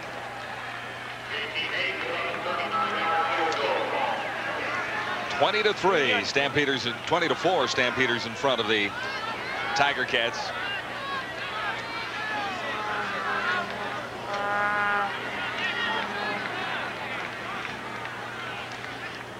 (7:29) to play in the third quarter. Ticats are about due. Really, John, the difference in this game is when Calgary's been able to get into scoring position, they've come away with either 3 points or a touchdown. And every time Hamilton's been in scoring position, they have not been able to do so. A couple of interceptions deep in Calgary territory seems to have been the story of the game. There's Rick Johnson in the red sweater on the sidelines, helping out head coach Larry Kuharek. A lot of turmoil early in the year for Rick Johnson, but with the coaching change, was happy. He's not happy, of course, that he's on the injured list, and looks as though he may not get back in the lineup this year. It is a shoulder problem, and they hope that Johnson would be back come playoff time. Almost looks like the Jim McMahon look-alike contest there on the sideline, doesn't it? Get those sunglasses on. Earl Winfield is deep to accept this kickoff from J.T. Hay. And that streak continues for J.T. Hay, his consecutive convert streak. Winfield at the 35. Good run for Winfield. 20-yard return. He's right to midfield. So the Tiger Cats can use the field position. Tackled by Tony Pearson.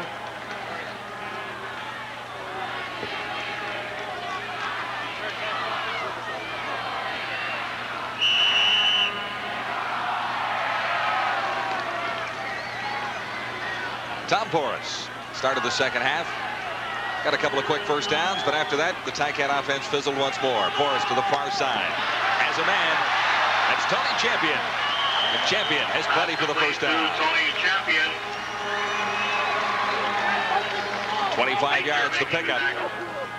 He's a smooth receiver, you know. He's such a fluid runner. He makes a nice cut on the out, and it's been the difference with the two quarterbacks right now. Mike Carrigan was not able to hit that out pattern, and that time Tom Porras throws a strike out there, and nice move. Champion gets a few extra yards. Ticats first down. Calgary 31. Porras to the outside again. And this time it's Rocky DiPietro. Chris Major covering on DiPietro. Looks as though Tom Porras on these last two passes, John's getting into a bit of a rhythm, and good setup, good protection for him, and easy for him to complete those passes to the outside. I mean, that's not a tough throw, and he's making them look easy. Second catch of the afternoon for DiPietro. That one for 21 yards. Previously a 15-yard catch.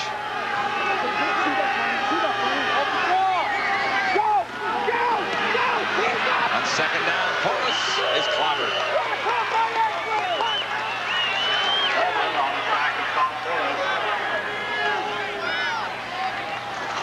Well, a veteran and a relative rookie to the head coaching ranks in Canadian football. You remember 55-48, the record-breaking game? You know, John, I think I'm going to take a guess. I think it was Daryl Moyer who picked off a pass and took it in for the touchdown and won that game when he was playing for the Calgary Stampeders. Osbaldiston. Good on 1 of 2. Wide again. He has missed 2. Where's Bernie? They'll be calling for him in the stands. Osbaldiston is wide on a 40-yard field goal attempt. 20-5, Osbaldiston. I hear him. Bernie. Bernie. Well, Bernie's in the crowd. No, Bernie was here. Yeah, you're right, because he got the check for the Molson Player of the Week a couple of weeks ago. 6 for 6 or something. Yeah, field so goals. he came to collect the check. I don't know if he stayed to watch the game. The call won't go out quite yet, but Osbaldiston has missed 2 and connected on 1. He is responsible for all of the Tiger Cat points so far.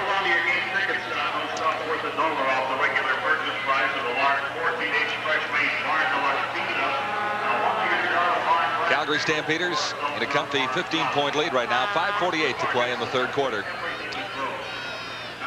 Well, I think he's pretty disappointed as you take a look at Paul. You know, you always like to come back into the lineup for whatever reason and start off on a positive note. He has not had a good day today. Punting the football, not that great. Last year was a super year for him when Bernie Ruoff went out with that injury, capped off by, of course, 6 field goals, as we told you, in the Grey Cup. But today, I'm sure he'd like to be starting it over again. Well, the points he's missed loom rather large for the Tiger Cats at this stage of things. They are far from out of the football game. But that Tiger Cat offense has to move the football. And really, it's not up to Osbaldiston from here on in. They got to get some touchdowns. I agree with you, John. They coughed up maybe 14 potential points in that first half by turnovers. Calgary Stampeder first down, 35-yard line.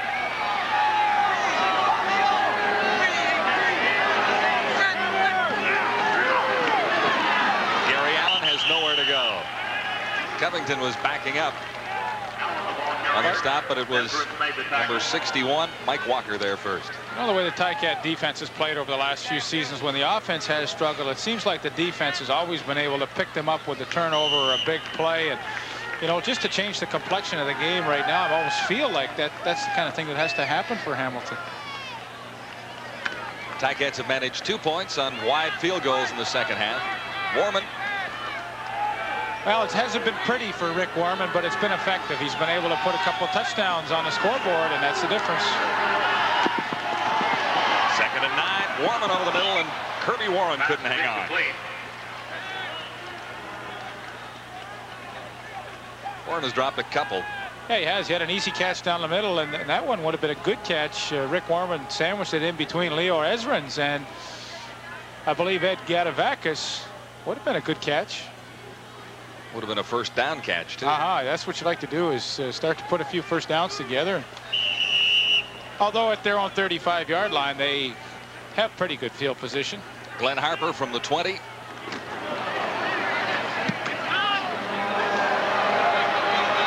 Chasing Winfield back to the 25 of the Tiger Cats, and a flag goes down almost immediately. They're beating themselves.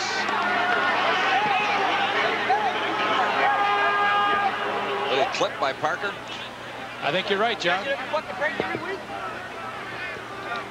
49-yard kick, though, for Harper.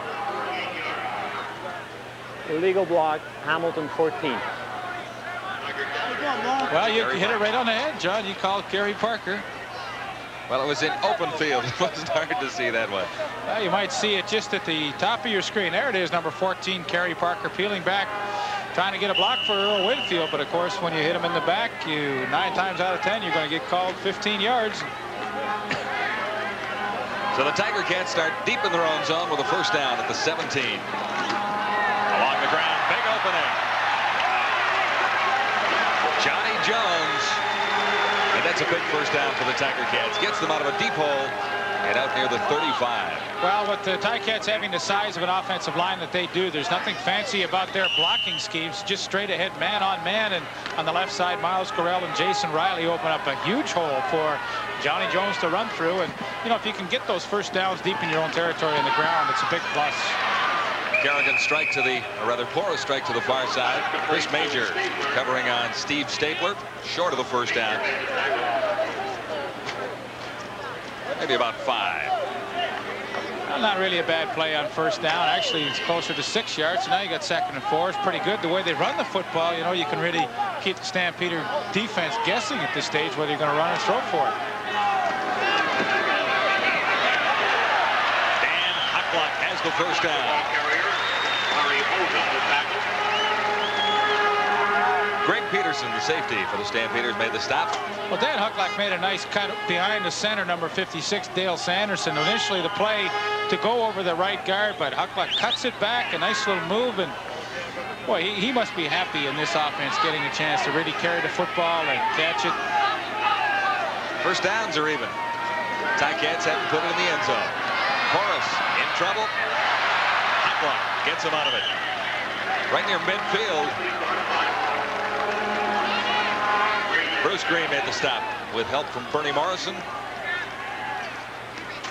Well, once again, see, the key on this drive is Porras is getting good yardage on first down. The last play, the running play to Johnny Jones, he got about 6. Now he's going to get 7 just dumping the ball off to Dan Hucklock. They've reestablished that field position, so now they're out to midfield and can kind of go to anything they want in their offense. This is 2nd and 3. Johnny Jones. Where are they going to spot it, Leaf? Well, they're going to be short. They're short by about a half a yard, John. Request for a measure. Jones has 92 yards on 8 carries. They have to get to about the Calgary 52 or so. So there it is, about half a yard short. You got to go. Oh, no question about it. That's not even a decision. Stapler goes out. With that big offensive line, if you can't get a half a yard against that small Calgary defensive line, you're in trouble. They bring in a few of the big guys and send out the wide receivers for a 3rd down gamble. Less than a yard.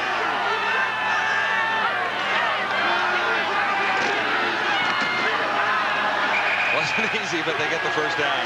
Jones has it.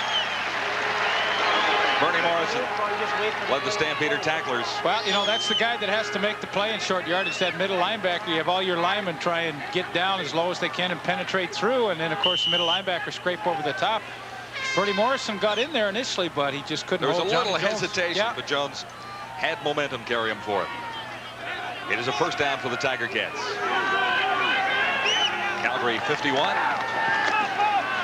Morris fires quickly. DiPietro. And he's close to a first down. Ron Hopkins forced him out. Well, that's why they like to have him back in the lineup. You know, he's a great intermediate receiver. You don't see him catch too many long bombs, and of course He's he won't. not deep that often. No, he won't. Not with the other three speedsters in the lineup. But what he is tremendously dependable in that 12 to 15-yard range. Second down, 1 to go. Ticats now at the Calgary 42.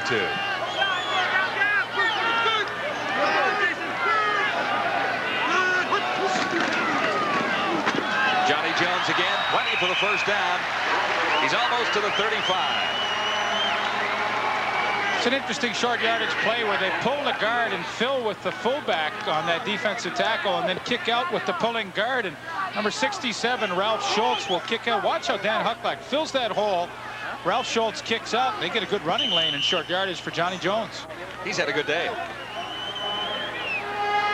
But he's not too fancy a running back. He's a pretty straightforward kind of guy when he runs with the football. Not a lot of dips and doodles, but he has done the job, as you see, averaging 10 yards a carry. On first down from the 37, it is Jones again on the receiving end this time. He's to the 29. Good matchup on Matt Finley, number 37. You get that ball to Johnny Jones quickly out in the flat, give him a chance to run with it. Once again on first down, they get excellent yardage. 13 seconds left, third quarter, Leach. You know, it really becomes the key for any club on their offense is how well do we perform on first down. That'll kind of tell you how successful they are. Here they get 7 yards once again. Johnny Jones once more. And he'll have the first down. The Tiger Cats finally on a march. They've got a long way to come back as they trail the Stampeders by 15. Saturday, October 3rd, TSN 86. He wanted to sit around and chat with the media yesterday at his news conference. I guess he hasn't been talking to his players that much lately. He's been a little angry. Ticats in possession to come up with something here, but Goldsmith is through on Porras. Well, I don't blame Al Bruno for being mad. You know, that's the kind of thing that shouldn't happen. You've only got a 4-man rush. You got 5 offensive linemen, and they turn Goldsmith free. Now, Miles Gorell's on the left side, and he just doesn't block anybody. It was an easy ride through for Goldsmith. Well, I mean, those are the kind of things that lose football games for you. Here you're driving for some much-needed points, and now all of a sudden you're second and 20-odd yards. Back it up. At the 33, Porras needs a big play here. Has to get outside. Loses yards. Eugene Beliveau chased down the Ticat quarterback that time.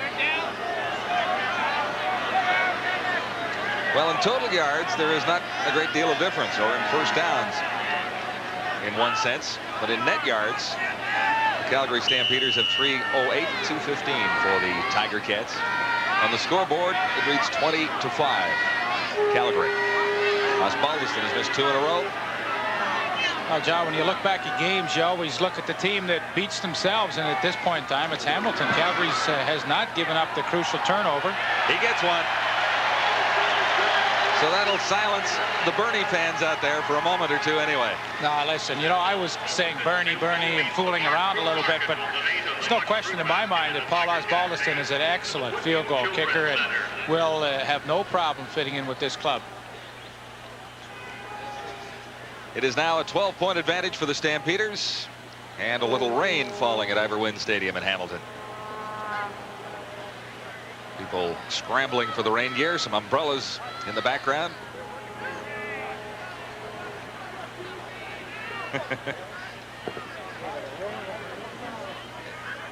Everybody's got a hat.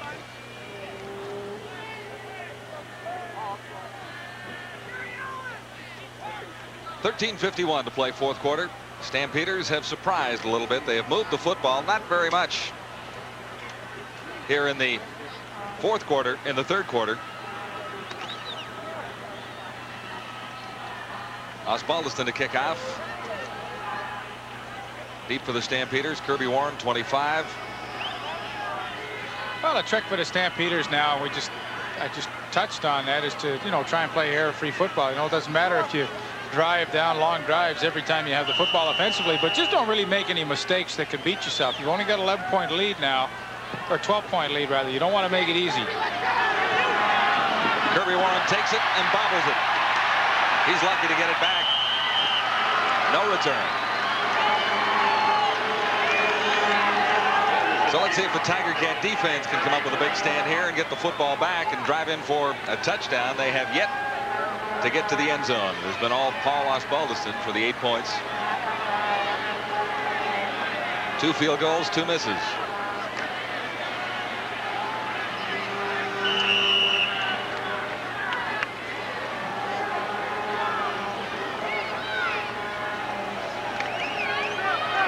Stampeders begin at the 24 with a first down. The numbers on Rick Worman. He slipped a little bit in the second half. Kirby Warren. And the Tiger Cat defense on the left side comes up top. Well, the crowd's getting into this game a little bit, and they're really trying to cheer on that defense to toughen up and tighten up. They're only down by 12. They got to get the ball back in a hurry for that offense. And they do a good job along the left side of that defensive front. They get some penetration. Really no room for Kirby Warren to run. How about Mike Walker chases it down from behind? That's good, solid defense. Forced him right into Leo Ezerins. This is 2nd and 9. Warman looks long for Tolbert. He's got it. Or Willis, rather. Larry Willis. Oh, he's going to score? No problem. Right down the sidelines, and Willis carries in for a big touchdown. An 85-yard pass and run play. Warman to Willis. In front of Kerry Parker. So just when the Tiger Cats had things going a little bit, Warman pulls one out of the bag and goes long to Larry Willis. What a beautiful pass this was. You know, he just put so much air time under this football. A lot of rainbow time on it. And Larry Willis able to outrun Kerry Parker, stay in bounds, and that's just a super pass. Great catch, and you know, not too much to the pattern, just a run by him, but what a throw by Rick Warman. 85-yard touchdown. Yeah, it's been the difference. Calgary does not have fabulous statistics today, but they have made the plays on offense. J.T. Hay has not missed a convert this season or for the past 9. That record remains intact. On the scoreboard, the Stampeders lead the Tiger Cats 27-8. Big play there. Warman to Willis. Overwind Stadium in Hamilton right now, and it is not making the fans in the stands any more enthusiastic about this football afternoon for their Tiger Cats. There's a guy who's had a pretty good afternoon. Larry Willis, 3 catches, 144 yards, and a couple of touchdowns. Well, he's averaging 17.7 a catch, and you know, he's made some big plays, but that's a huge play right there. Here you're 2nd and long, and you're deep in your own territory. Now you come out of it with a touchdown, and Larry Willis has been the guy that's just done that all season for them. Big touchdown against the Edmonton Eskimos, pass and run, and of course the heartbreaker in Saskatchewan on the opening game. And if you have one guy on your team that can keep coming up with those big plays, what a lift it is for everybody else. Last year was Ray Alexander for them, and now Larry Willis has been able to do it in 87. 86 yards and 2 plays. Less than a minute and a half to score the touchdown. 12:27 remain. There is time for the Tiger Cats. But they're in deep trouble now. J.T. Hay to kick off.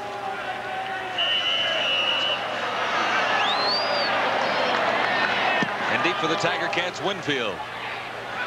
And Jones. This is Johnny Jones. Out to the 40. Stopped by Darcy Kopp.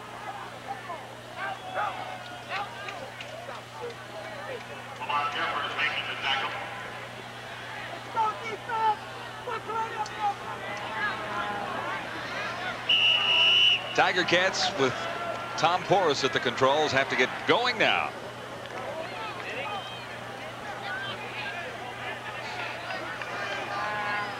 Steve Stapler to the near side.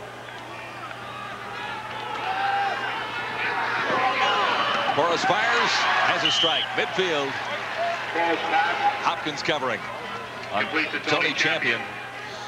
Well, the Champion's run some nice pass patterns this afternoon. He's run the out, the fly pattern, post, corner, and that time a hook. And Tom Porras delivers a strike perfectly into the hole. And Tony Champions, what a super disciplined receiver he is. First down, Tiger Cats. Stampeder 53. To the other side for Stapler. And another first down. In front of Chris Major that time. Tom Porras with the strong arm. You throw the out to the wide side of the field. And, you know, to pick up 12, 13 yards, you got to throw that ball about 40.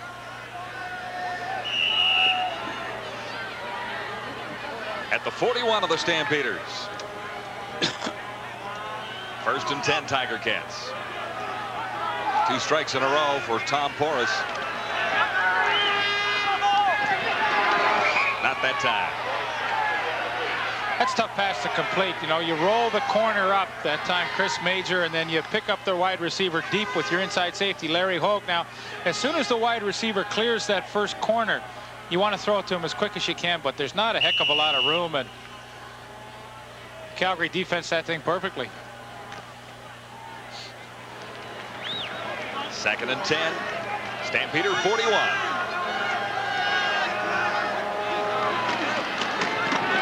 Early pressure on Porras, and now here comes more. Fired that one into the turf. Porras' pass is incomplete. For Jacques Chapdelaine. Larry Hogue covering.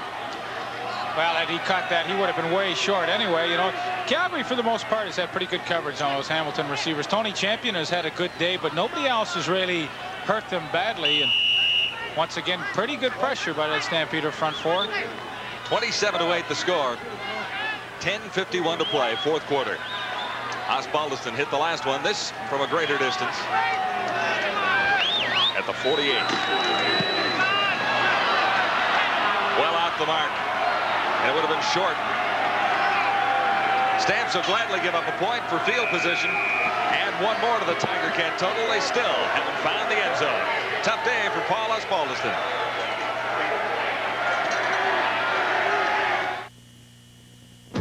Kuharek so far, the Stampeders in a 27-9 lead. They have scored in every quarter, and they have scored substantially, where the Tiger Cats have picked up 3 in the second, 2 in the third, and 4 in the fourth.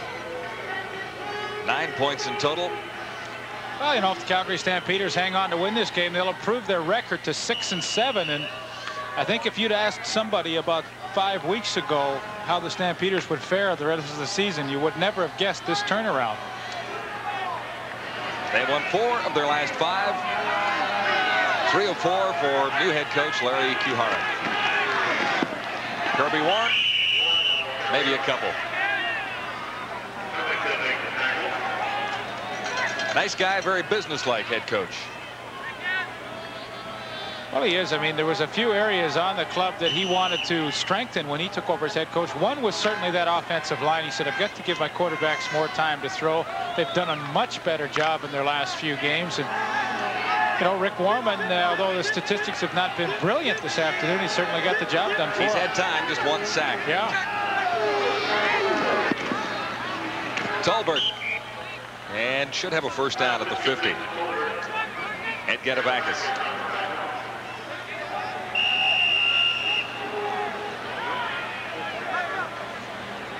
Well, that's the thing that Rick Warman would like to do now, and throw a safe pass like that to Tolbert, that quick look in, and protect against the turnovers, and yet keep the clock going and try and put a few first downs together, establish your field position. Tolbert is just short. Less than a yard to go. The Tiger Cats in a little difficulty here. The Stampeders would be content to run a little time off the clock. 9:32 remaining, fourth quarter. Well, John, even though they're just a few inches away from a first down, they're going to punt the football away with Glenn Harper, not taking any chances. You know, you've got your opponent down by 18 points, and you've got a chance to really bury them deep in their own territory. I think it's a pretty good call.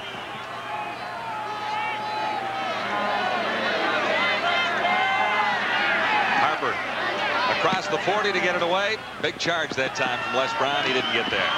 Earl Winfield brought down by Laird at 75. Boy, he is slow getting that football off, though, isn't he? They might get to him before it's over. Well, I haven't tried to go after one yet today. More content to set up the return for Alvin Bailey and Earl Winfield. But Glenn Harper all this season. I remember we did a game earlier in the year, and I believe it was the Winnipeg Blue Bombers. Actually, the BC Lions blocked a couple of punts on him. But, seems to take 3 strides here. Well, there's 1, 2, and he's a 3-step punter. Now, there's no problem with that. Most of the guys in pro football are 3-step kickers, but he just seems to be a little slow from the hands by the time it leaves his hands down to kicking. And I'm surprised Hamilton hasn't gone after him a little more today.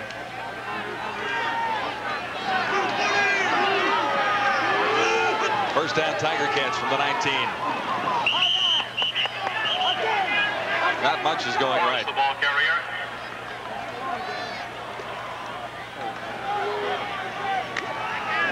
Glenn Harper from Washington State. Coleman makes the tackle. 4th in the CFL in punting as a rookie. There's no question when he gets his foot into one, you know, he can really let them fly, but I think he's just got to speed that rhythm up a touch, and I don't think it'll affect his punting. The Cats lose 3. This is 2nd and 13 from the Hamilton 16. Swung out to Jones, and he loses yardage. Back to the 10. Richie Hall. Good tackle. Hall makes the tackle. Nothing is going right for the Tiger Cats. You know, you keep waiting for something to happen, and really it just... This is a better football team than we've seen, isn't it? Well, you think so. I mean, personnel-wise, there's no question they have the horses to win some football games, but today they just have not been able to get on track.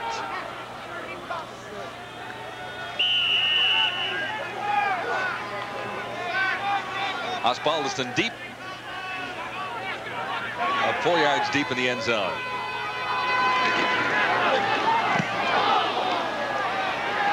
Charging at Larry Willis. He lost it. Stampeders content to let it trickle out of bounds. Boy, Andy McVeigh almost got to that punt by Paul Osbaldiston down the end zone. Willis slipped on the slippery turf and it bounced around him. 27-9. The Stampeders on the verge of upsetting the Hamilton Tiger Cats. 8:02 remain. 4th quarter. And game of the week, and the Stampeders have stolen the show at Ivor Wynne Stadium.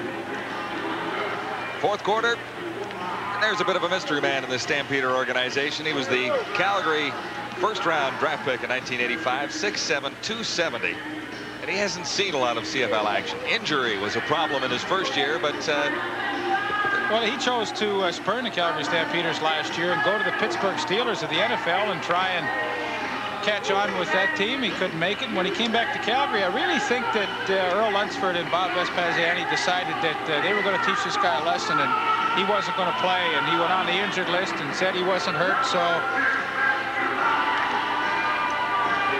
he is back, and he's had some playing time for Larry Kuharich this year. Played 4 games since Kuharich took over. From the 47, Stampeders in good field position for a first down. 7:50 remaining. 4th quarter. Kirby Warren nowhere to go. Actually slipped before he headed toward the line of scrimmage. He hadn't made his cut. And Rod Skillman was there, 59 for the Tiger Cats. Well, you know, this is what the Stampeders would like to do at this stage. Even though they're not making first downs, they definitely have the advantage in field position. And, you know, once again, if they do not make a first down, Harper should be able to kick the ball and pin Hamilton deep, make it a long field for them. 2nd and 13, Calgary. Ball right at the 50 of the Tiger Cats.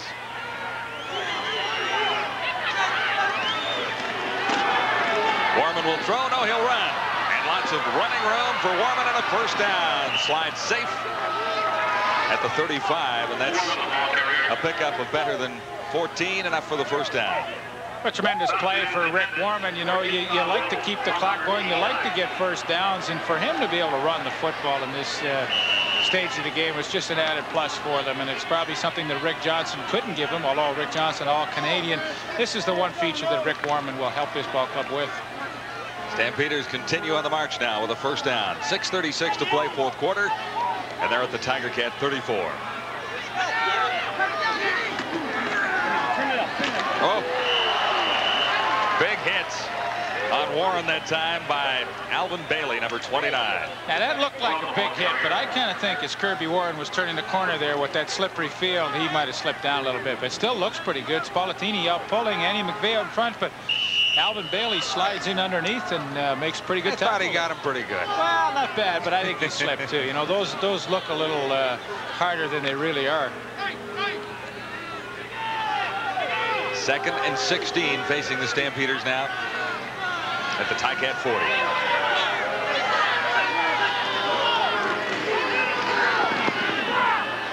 Intended for Willis, a little high.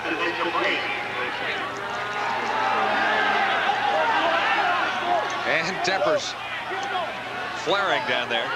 Spivey is in the middle of it.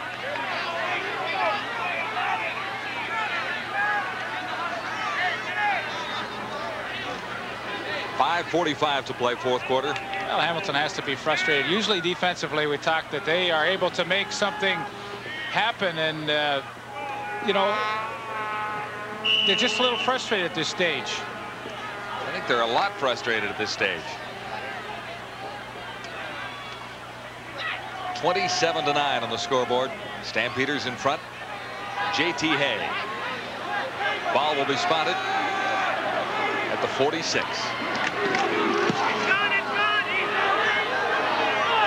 And it's through. 46-yard field goal for J.T. Hay. Round off those Calgary numbers to 30 at 21-point lead on the Tiger Cats.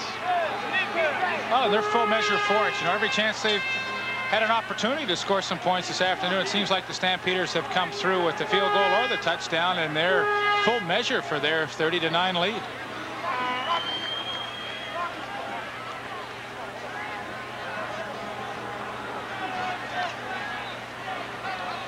Next for the Calgary Stampeders, the Rough Riders at home at McMahon Stadium next week. And the Tiger Cats move on to face the Blue Bombers in Winnipeg. Well, if they hold on and win this game here today and pick up the 2 points, you know, of course, they're going to have 12 points, 6 and 7 on the season, and they could really bury Saskatchewan next week. Might as well have dropped it. It didn't really matter. He was behind the line of scrimmage. He would have lost yards by making the catch, Mr. Jones.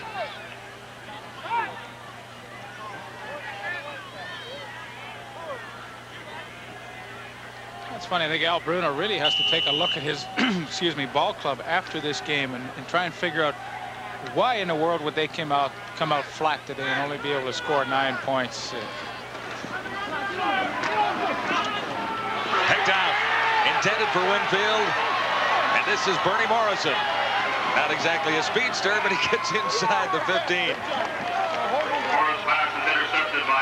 That's great play by your middle linebacker. He drifted deep downfield. I bet you that ball was 25 yards downfield when the middle linebacker, Bernie Morrison, made that interception. That's his second on the year. The leading tackler is coming up with the interceptions, and, well, you can't ask for anything more. A 10-year veteran from the University of Manitoba. Look how he steps in front of Earl Winfield, makes the catch, and brings it back 39 yards to boot.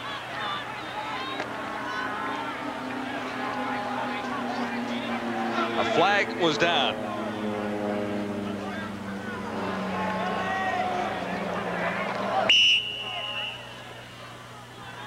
Well, apparently Calgary Stampeders were penalized and they roughing the passer, so that interception does not stand. That's a break. First down, Tiger Cats. They get a break. Johnny Jones. 5 yards. Stopped by Larry Hogue. Well, what a huge break that was to get the football back. They've still got a long way to go and need 3 converted touchdowns to tie it. 30-9. Al Bruno does not look too happy, and I don't blame him. They have not played as well as he expected they would after 2 losses in a row to the Toronto Argonauts. Forrest on 2nd and 5. Put that one into the dirt. Winfield was the intended receiver.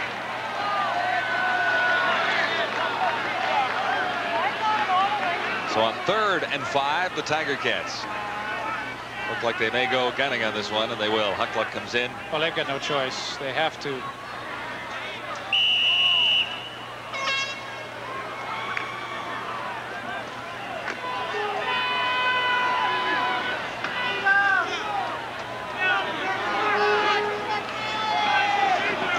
Flags all over the place. The Tiger Cats fouled up the play.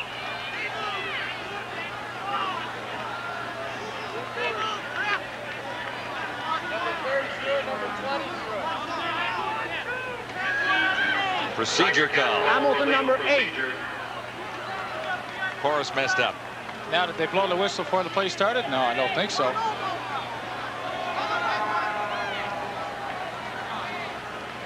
So it is 3rd and 10.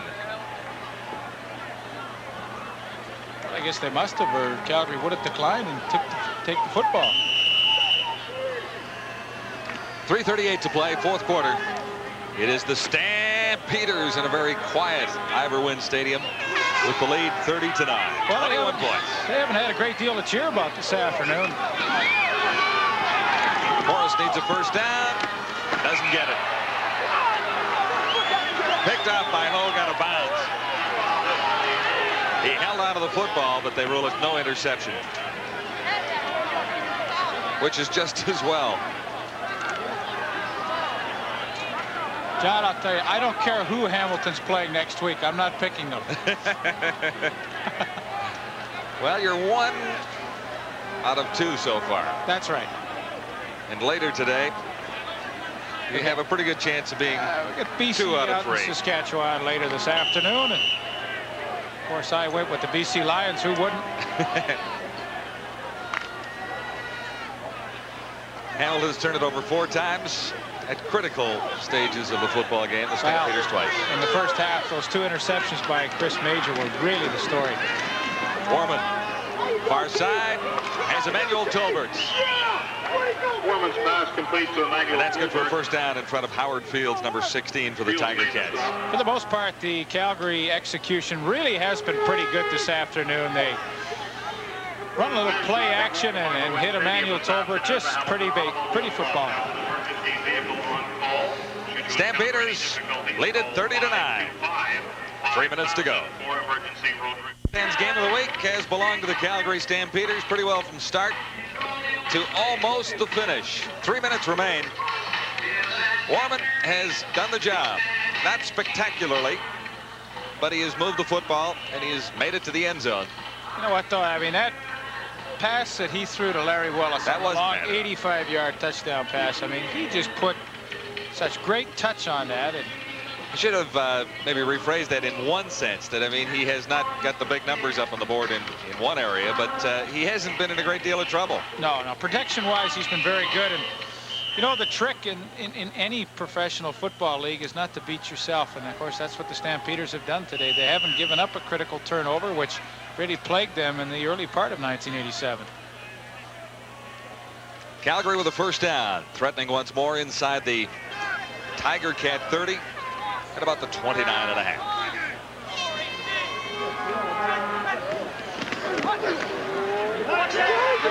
Foreman plays it back over the middle. Andy McVeigh has enough for the first down. Well, they're just really doing anything they want to the Hamilton defense now. You roll out and you delay it back across the middle, and you know, I suspect it's really taking advantage of Ben Zambiasi not being in that middle. You know, when he's in there, he makes some heads roll and some guys really look around to see what's happening, and there's Ben sitting in the dugout and got the hamstring injury, hopes to be back for their next game, but I think that's really been a major difference in this game, not having him in there. Stampeders from the 11 with a first down. Foreman looks to the end zone. It is picked off. Leo Ezerins. A touchdown saving interception for the Tiger Cats. That'll keep it a little more respectable for Al Bruno. Well, that's Ben Zambiasi's replacement in there today. Leo Ezerins, number 72. The big guy's 6'5", 230, but really I think that's a foreign spot for him to play, and although Leo's done his best, I think that's really hurt him, having him in the middle. That's a good catch. Played a little middle linebacker when he was with the Blue Bombers. Yeah, he had some experience there. Of course, he played some tight end when he originally came up from Whitworth, so not surprising that he can make that one-hander. And an all-star in '86. Tiger Cats begin from their 8. Porras as Steve Stapler. Larry Hogue on the tackle. 2:06 to play. 30-9. Stampeders have this one pretty well wrapped up. Now, what do you think about the Ticats? How do you figure this out? I mean, I can't, for the life of me, can't figure out how they can come out flat in a game like this. they were flat in a couple of games against the Argonauts as well. And that has been their story this year. They won 5 in a row at one stage. Jacques Chapdelaine. You got a lot of veterans on this club, and you know, you've been around for a long time. Sometimes you can get a little complacent. I'm not suggesting that's their problem, but sometimes you need a few new guys in here to just change the mood of the team a little bit and create some new enthusiasm, some excitement. Come on, kid. Come on, kid. First down, Tiger Cats, the 21-yard line. 1:41 to play, fourth quarter. Jones makes the catch, but not much yardage. In fact, he likely lost a yard or two. Matt Finley, 37 for the Stampeders. Got to Jones right away. Stampeders are happy to have the Hamilton Ticats just dump it off to the running backs, keep them in bounds, let that clock run. There it starts up again, and really they've got nothing to worry about. They got the 21-point lead. Hamilton's on their own 20. And the clock reads 1:22. On 2nd and 11. Boris for Winfield. He makes the catch. He should score. Maybe not. Long way to go. He's running out of room. Winfield gets it down to the 10. Chris Major coming across to make the tackle. He had a bit of an angle on Winfield. Winfield had a lot of room, but Major had the angle. An 82-yard reception for Earl Winfield. Something in the dying moments for Ticat fans to cheer about. Well, Porras hits Winfield down the seam in the zone coverage, and Ronnie Hopkins just couldn't get over there quick enough to make the play. And Earl Winfield's in a foot race with Chris Major, and Major wins that one. First and goal to go. Tiger Cats at the Stampeder 9. 57 seconds on the clock.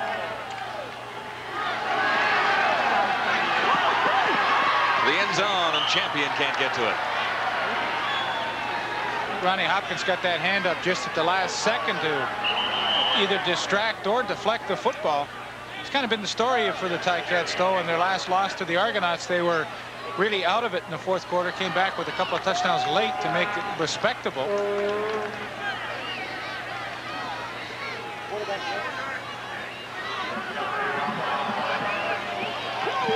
Stampeders were offside, so with 49 seconds, the Tiger Cats have a shot from the 4 and a first down.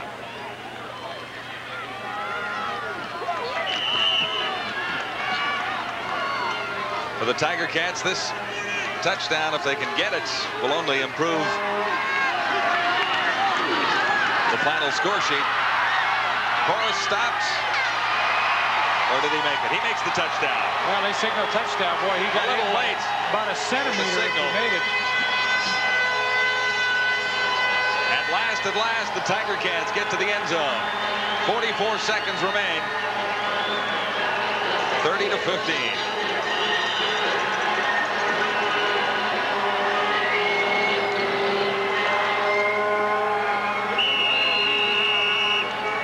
Well, now they have to take a timeout because they're not sure whether they wanted to go for 2 or the 1.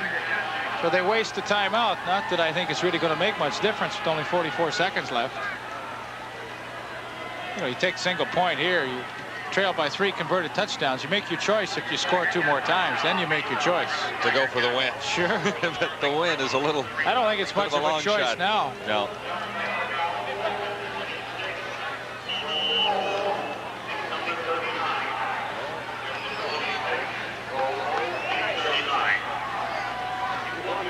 Although they're going to go for 2.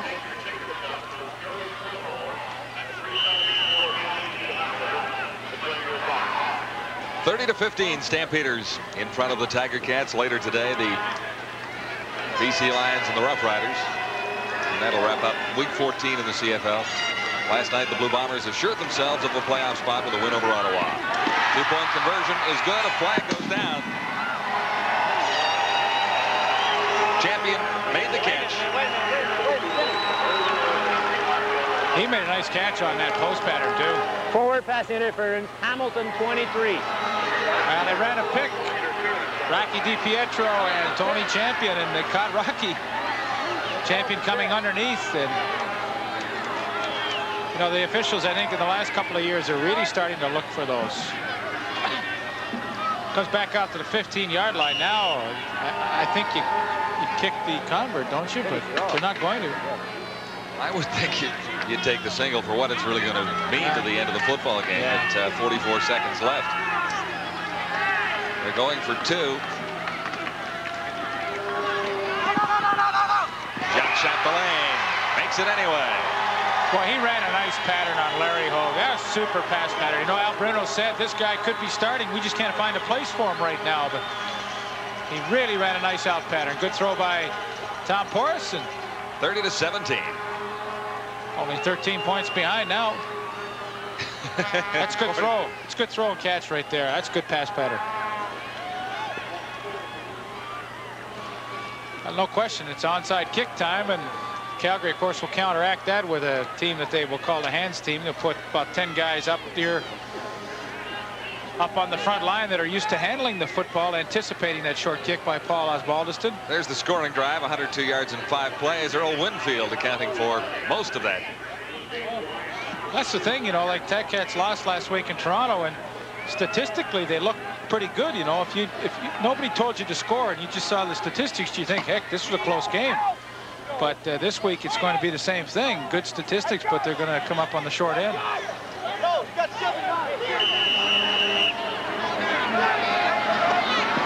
Short kickoff. Stampeders have the football. Chris Major, I think, number 20. I always like that one where they chip it up high in the air, and now you just take it on the run down the sideline. Well, you just make it jump ball, and then you have a chance to knock it out of bounds or whatever, and you kick it on the ground, and you're just hoping for a lucky bounce. The flag is down. Penalty marker on the play. The Tiger Cats offline. The penalty was declined. Tiger Cats offside. Of course, Calgary will decline that. Take the football and run the game out. 30-17, Stampeders. Calgary about to lock up their 6th win of 1987.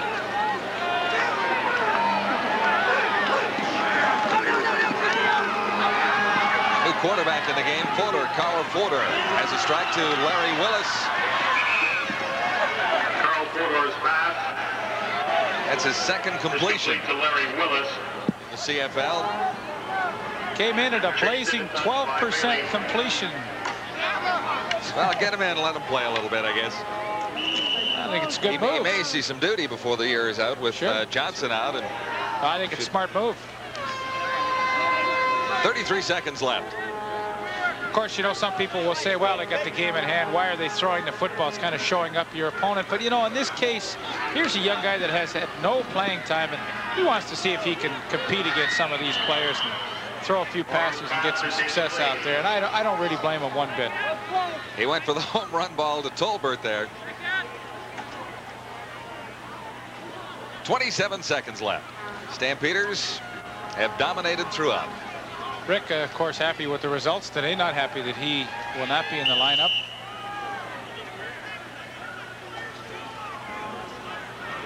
Second and 10, Calgary. Ticat 37. Carl Fodor at quarterback.